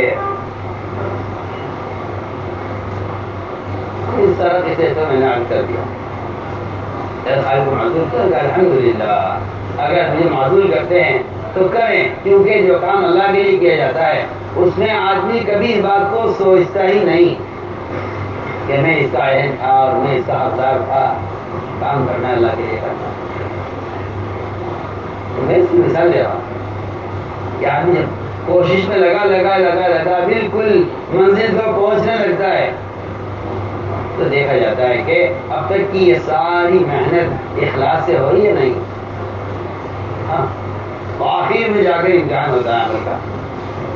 جو آپ فرمائے نا انہوں نے اعتبار میں خواتین، کہ اعتبار تو خاتمے کا ہے، اعتبار تو خاتمے کا ہے نا، کہ خاتمے کس پر ہوا۔ تو میں نے عرض کیا کہ اس کی لیے ایک مثال ہے، ایک ہوتا ہے کلب معلم، جسے کہتے ہیں سدایا ہوا کتا، شکاری، اس کو لوگ سداتے ہیں کتے کو، اور سدا کر پھر اس کے ذریعے جنگل میں شکار کرتے ہیں، پرندوں کا بھی کرتے ہیں اور جانوروں کا شکار کرتے ہیں۔ شریعت نے کچھ شرائط رکھی ہیں اس کا شکار حلال ہونے کے لیے، جس میں پہلی بات یہ ہے کہ یہ کتے کو اگر بھیجتے ہیں شکار پر تو بسم اللہ پڑھ کے روانہ کریں، اگر آمدن بسم اللہ چھوڑیے تو شکار حلال نہیں ہوگا۔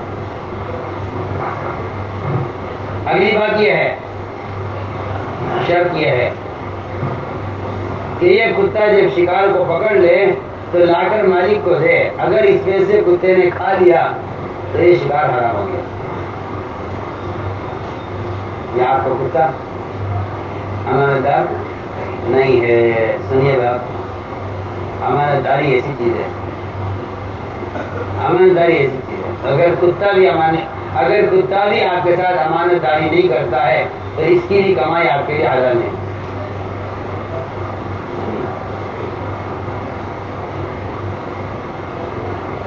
تیسری شرط یہ ہے، تیسری شرط بہت بڑی سخت ہے، جب آپ نے اس کتے کو بھیجا شکار کی طرف اور یہ دوڑ رہا تھا، ابھی شکار کے قریب جا رہا تھا کہ آپ نے اس کتے کو روکنے کی آواز نکالی، مالک نے روکا، اس کو اس کی آواز ہوتی ہے خاص، اگر وہ آپ کی آواز پر رک جائے تو شکار کو چھوڑ دے کہ نہیں، مالک کا حکم یہ ہے کہ واپس آ جائے۔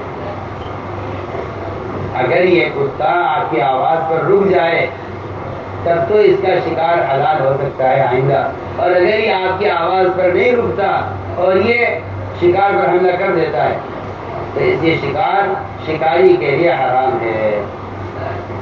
ہاں میری بات تو میں آپ کو آسان مثال عرض کر رہا ہوں. اگر ایک کتا آپ کی اطاعت پر نہیں ہے تو اس کا شکار قابل استعمال نہیں ہے. تو اگر مسلمان جو عبادت کے لیے پیدا کیا گیا ہے اگر یہ حکم پر نہیں رکتا تو اس کا عمل واقعہ قابل قبول کیسے ہو سکتا ہے؟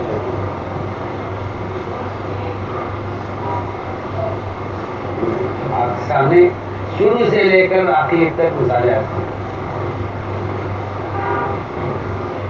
میرے دوستوں میں آپ سے کہتا ہوں کہ اگر حال کا عمل پورا نہیں کرو گے تو جزوی دین پر چلیں گے ہم. جزوی دین کیسا دین ہوگا؟ جزوی دین. جی ہاں یہ جزوی دین ہے کہ حال کا عمل آگے ایسے چھوڑ دیا. جبکہ آپ کو معلوم ہونا چاہیے کہ پورا احد کا میدان جو غیروں کا ہاتھ میں کیا ہے وہ صرف حال کا عمل چھوڑ دینے کی وجہ سے کیا ہے. حال کا عمل یہ تھا کہ جمع رمات سے ہٹنا نہیں ہے. انہوں نے حال کے عمل کو ضائع کر دیا.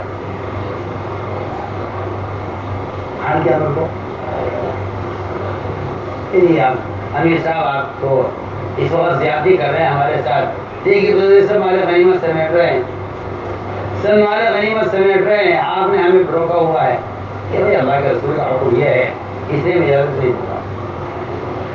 وہ نہیں مانے اور اپنے امیر پر اصرار کیا, امیر کی نافرمانی کی. وہ وہاں سے 40 آدمی نیچے اترے, مشرکین نے پلٹ کر حملہ کیا اور 10 کو قتل کیا اور سارا میدان مسلمانوں کے ہاتھوں سے واپس کیا غیر مسلموں کا.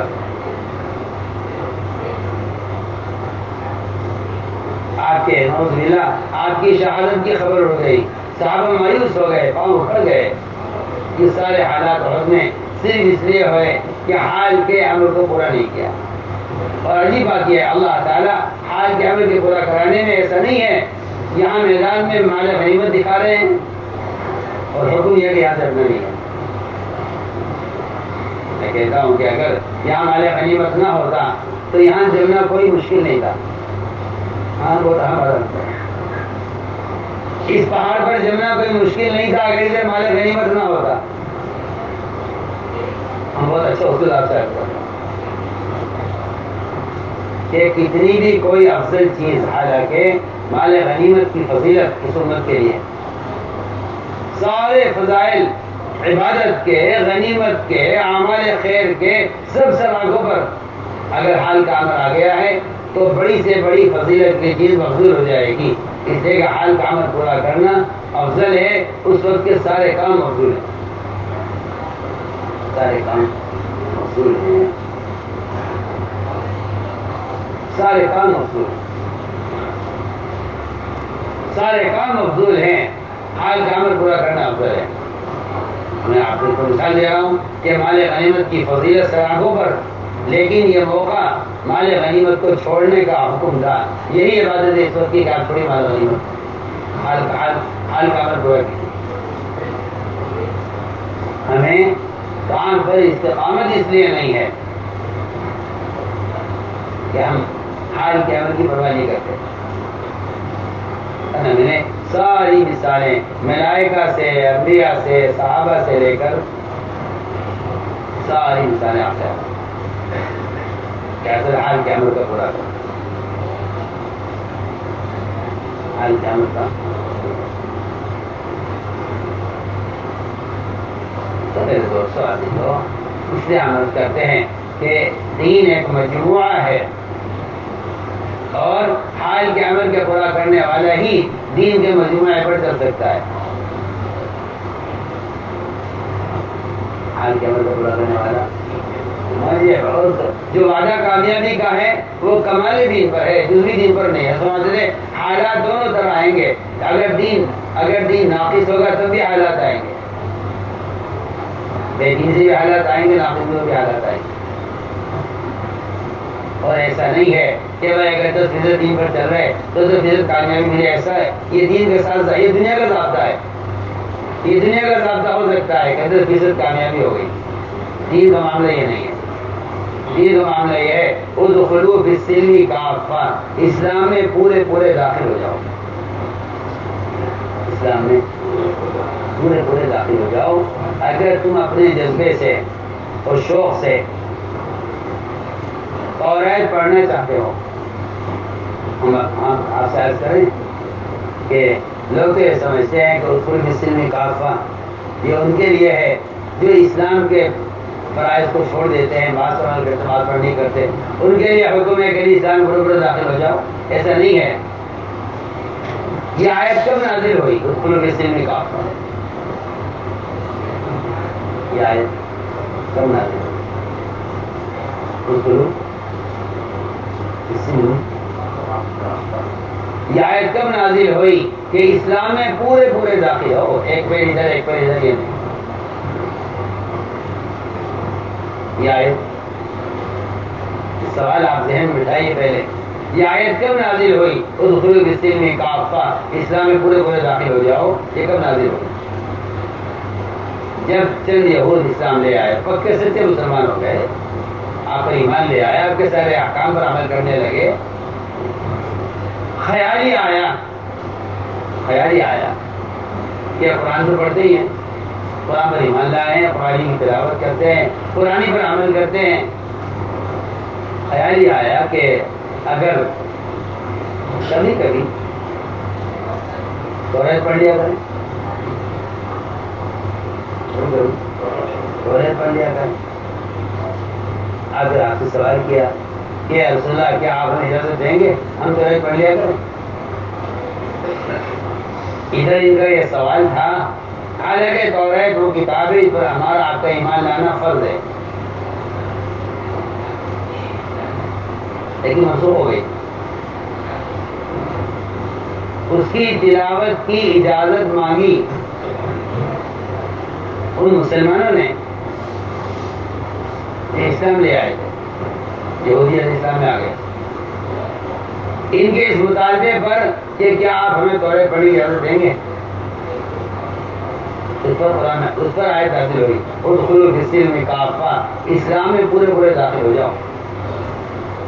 آپ سوچیے،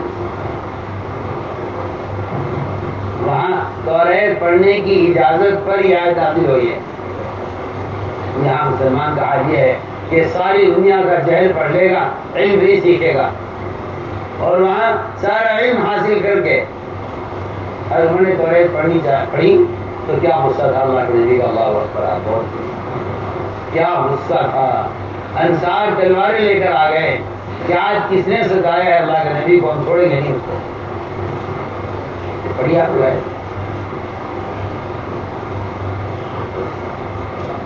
اس سے ہم عرض کر رہے کہ اس بات کی تحقیق کرنا کہ اللہ ہم سے کیا چاہتے ہیں. دوستو عزیزو، کافر کی زندگی یہ ہے کہ وہ غفلت سے غفلت کی طرف منتقل ہوتا ہے، اور مومن کی زندگی یہ ہے کہ مومن ذکر سے ذکر کی طرف، حکم سے حکم کی طرف منتقل ہوتا ہے. باتوں پہ عمل کر دینا، بات کو چھوڑ دینا، کیا کہ یہ اللہ مجھے معاف فرمائے. اگر آپ غور کریں گے تو یہ معمول منافقین کا ملے گا. معمول وہ دیکھتے تھے کہ حالات کے اعتبار سے کس پر عمل کرنا ہے، کس پر عمل نہیں کرنا ہے. حالات کے اعتبار سے، حالات کے اعتبار سے دیکھتے ہیں کس بات پر عمل کرنا ہے، کس پر عمل نہیں کرنا ہے. یہ قرآن نے ان کا حال بیان کیا ہے کہ یہ کفر اسلام کے بارڈر پر چلتے ہیں. بارڈر کر دیا، حرف کہتے ہیں بارڈر، حرف کہتے ہیں بارڈر. یہ بارڈر پہ چلتے تھے. کیوں؟ ان جگہ بارڈر کی سہولت یہ ہے کہ اگر اس ملک کے مسئلہ آیا تو ادھر ہو جائیں گے، اس ملک کے مسئلہ آیا تو ادھر ہو جائیں گے. ہاں، وہ یہ منافقین کا مزاج تھا کہ اسلام میں گہرے مت اترو، ایسے درمیانی چال چلو کہ اگر ادھر خیر ملی تو ادھر ہو جائیں گے، اور ادھر کے حالات خراب ہوئے ادھر خیر ملی ادھر ہو جائیں گے.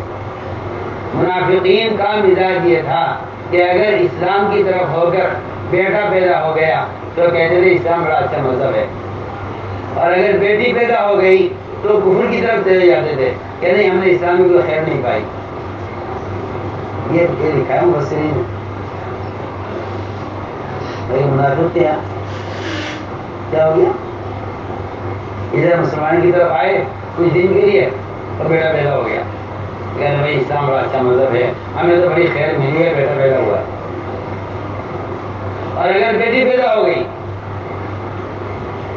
اگر بیٹی پیدا ہو گئی تو منافقین یہ کہتے تھے کہ اسلام میں کوئی خیر نہیں ہے، کہ اسلام میں آئے تھے تو بیٹی پیدا ہوئی ہے۔ بتائیے آپ، جو چیز انسان کے بس سے باہر کی ہے وہ ان کے اسلام لانے یا نہ لانے کا مدار اس پر ہے۔ آپ سوچیے دوستوں،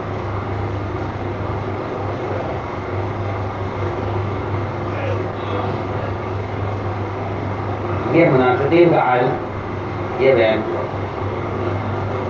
اگر بیٹی پیدا ہو جائے تو اسلام میں کوئی خیر نہیں ہے، اور اگر بیٹا پیدا ہو جائے تو اسلام اچھا مذہب ہے۔ میں عرض کرتا ہوں کہ خواہش کا دین، حالات کا دین، ماحول کا دین، سیاست کا دین، یہ کوئی دین نہیں ہے، صرف حکم کا دین، حکم کا دین دین ہے۔ اس کا دین آپ کو جو آدمی فرض نماز نہیں پڑھتا وہ پوری رات وظیفہ پڑھ لے گا اپنی کسی پریشانی کے لیے۔ دیکھیں آپ آج کل کے بزرگوں کا بھی حال یہ ہے کہ وہ اپنے لوگوں کو، عوام کو وظائف بتاتے رہتے ہیں، یا بجائے فرائض بتانے۔ نماز کی دعوت اور نماز کی محنت سے زیادہ اس زمانے میں مسلمان وظائف اور وظیفے پڑھ رہا ہے، وظیفے پوچھ رہا ہے، وظیفے بتائے جا رہے ہیں، وظیفے لکھے لیے جا رہے ہیں۔ میں کہتا ہوں، اللہ کی قسم کھا کر کہتا ہوں، خدا کی قسم، اگر فریضے پر یقین آ جائے کسی وظیفے کی ضرورت نہیں۔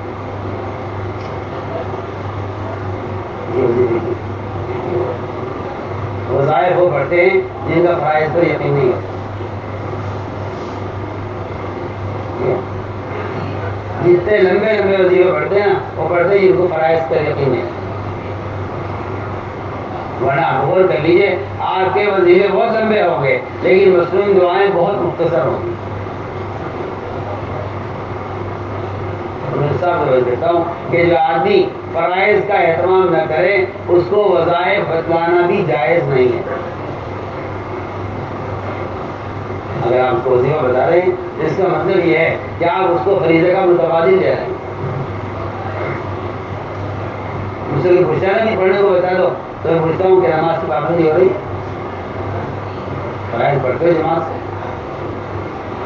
جی صاحب کہتے ہیں کہ جی اس میں تو بڑی کوتاہی ہو رہی ہے۔ جی مجھے کوئی وظیفہ بتائیے، مجھے پریشان ہوں۔ انہیں کہا کرتا ہوں کہ جو حالات فرائض کے چھوڑنے سے آتے ہیں وہ کبھی وظائف سے درست نہیں ہو سکتے۔ اتنا آسان بات ہے۔ نماز کی بد دعا کا مقابلہ وظیفوں سے کرتے ہیں۔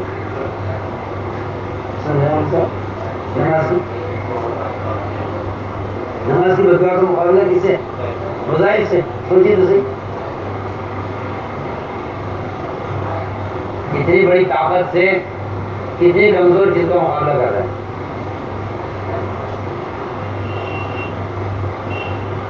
وظائف کی قوت ادھر فرائض کی قوت ادھر وظائف۔ تو نماز کی بد دعا کا مقابلہ وظائف سے کرنا چاہتے ہیں۔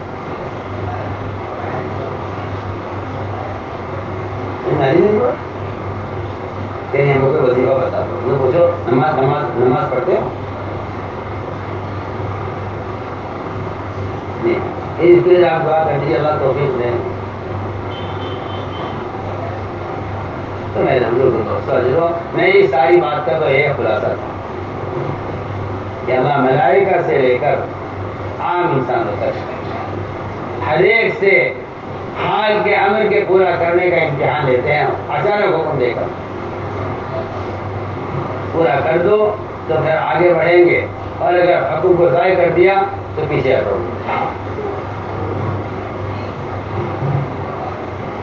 اس لیے میرے دوستوں، اس ساری محنت کا اصل مقصد یہ ہے کہ اس بات کا فکر پیدا ہو جائے اللہ مجھ سے اس وقت کیا چاہتا ہے، ورنہ حال کے عمل کا پورا کرنا ہدایت اور حال کے عمل کا ضائع کرنا یہ گمراہی ہے۔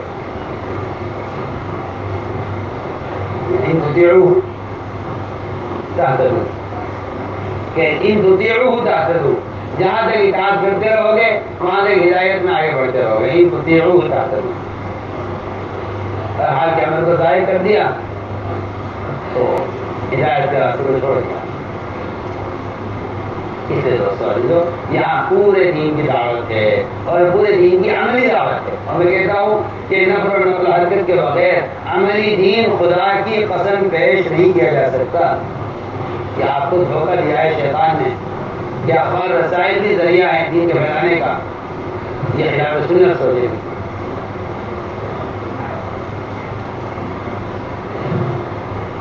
عمل کو لے کر پھرنا، تمہارے عمل کو لے کر پھرنے کا مجاہدہ دوسرے کو کہ عمل دوسرے کے اندر عمل کی سزا پیدا کرے گا. داعی کا مجاہدہ مردو کی رات کا سبب بنتا ہے. یہ اصول ہے.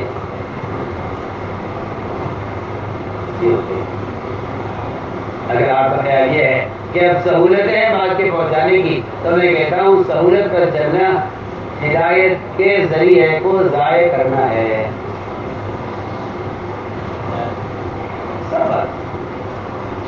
ذرائع کا استعمال سب یاد رکھنا میری بات. ذرائع کا استعمال ہدایت کے ذریعے کو ضائع کرنا ہے.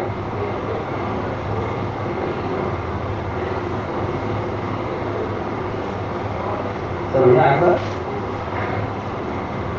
ذرائع کا استعمال ہدایت کے ذریعے کو ضائع، کیونکہ ذرائع ہدایت اور ذرائع ابلاغ یہ مسلمان کے باہر کی کوئی چیز نہیں ہے. کوئی مسلمان کے جسم سے باہر کی کوئی چیز بھی نہ ذریعہ ابلاغ ہے نہ ذریعہ ہدایت. یہ بات آپ نوٹ کر لیجیے. اور مجھے معلوم آپ اس کے انکار کریں گے، مجھے معلوم ہے، اور آپ کے انکار کرنے کی وجہ آپ کی لا علمی ہے.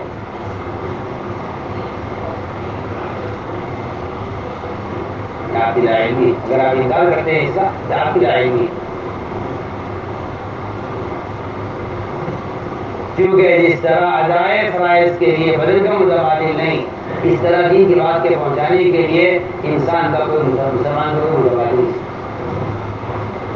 جتنے بھی ذرائع آپ دیکھ رہے ہیں نا، یہ سب خارجی. میں کہتا ہوں اگر حلال ذریعہ بھی ہے، جائز ذریعہ بھی ہے، تب بھی غیر مؤثر ہے.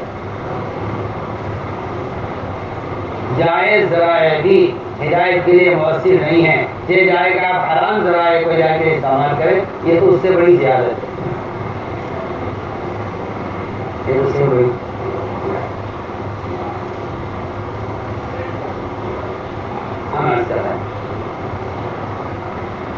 یہ تذکیر کا نفع جب ہے، جب یہ تذکیر کے لیے مسلمان انسان خود استعمال کرے. ذکر بین الذکر تنفع المؤمنین، یہ بنیادی بات ہے. عزم کرو کہ انشاءاللہ ہمیں دو کام کرنے ہیں. پورے دین پر چلنا ہے، پورے دین کی دعوت امت تک پہنچانی ہے. اس لیے آپ فرمائیے جو علماء سال کے لیے آئے سال پیش کریں. جی فرمائیں. جن علماء کے 2 سال لگ چکے ہیں، تیسرے سال کے لیے فرمائیں. جن کا پہلا سال لگا ہے دوسرے سال کے لیے فرمائیں. ماشاءاللہ ولی خورشید صاحب اور فرماؤ. ماشاءاللہ دوسرے سال کے لیے فرمائیں. تشریف رکھیں. مولانا محمد صاحب اور فرمائیں. جو جماعتیں جا رہی ہیں دوسرے سال میں تیسرے سال کی نیت کر کے جائیں، تاکہ تیسرے سال کی بھی دعوت دینی ہے کہ اللہ کی جماعت تیار ہے. ماشاءاللہ. اور اسی طرح سے تشریف رکھیں. بنگال کی جماعت بھی ماشاءاللہ تیار ہے. اللہ اکبر. اور اسی طرح سے جو علماء سال لگا رہے ہیں وہ دوسرے سال کے لیے، یہ 4 سال پہلے لگ چکا ہے وہ جلدی سے نیت کریں. ماشاءاللہ 6 مہینے اللہ قبول فرمائے. ہر سال 6 مہینے کی نیت کریں. ہر سال 6 مہینے کی، 6 مہینے ماشاءاللہ 6 مہینے کی. 4 مہینے خروج میں 2 مہینے نظامتی. اللہ قبول فرمائے، اللہ آپ کی مدد فرمائے. اور 5 مہینے کی جماعتوں کی نیت کریں. زیادہ سے زیادہ خرچے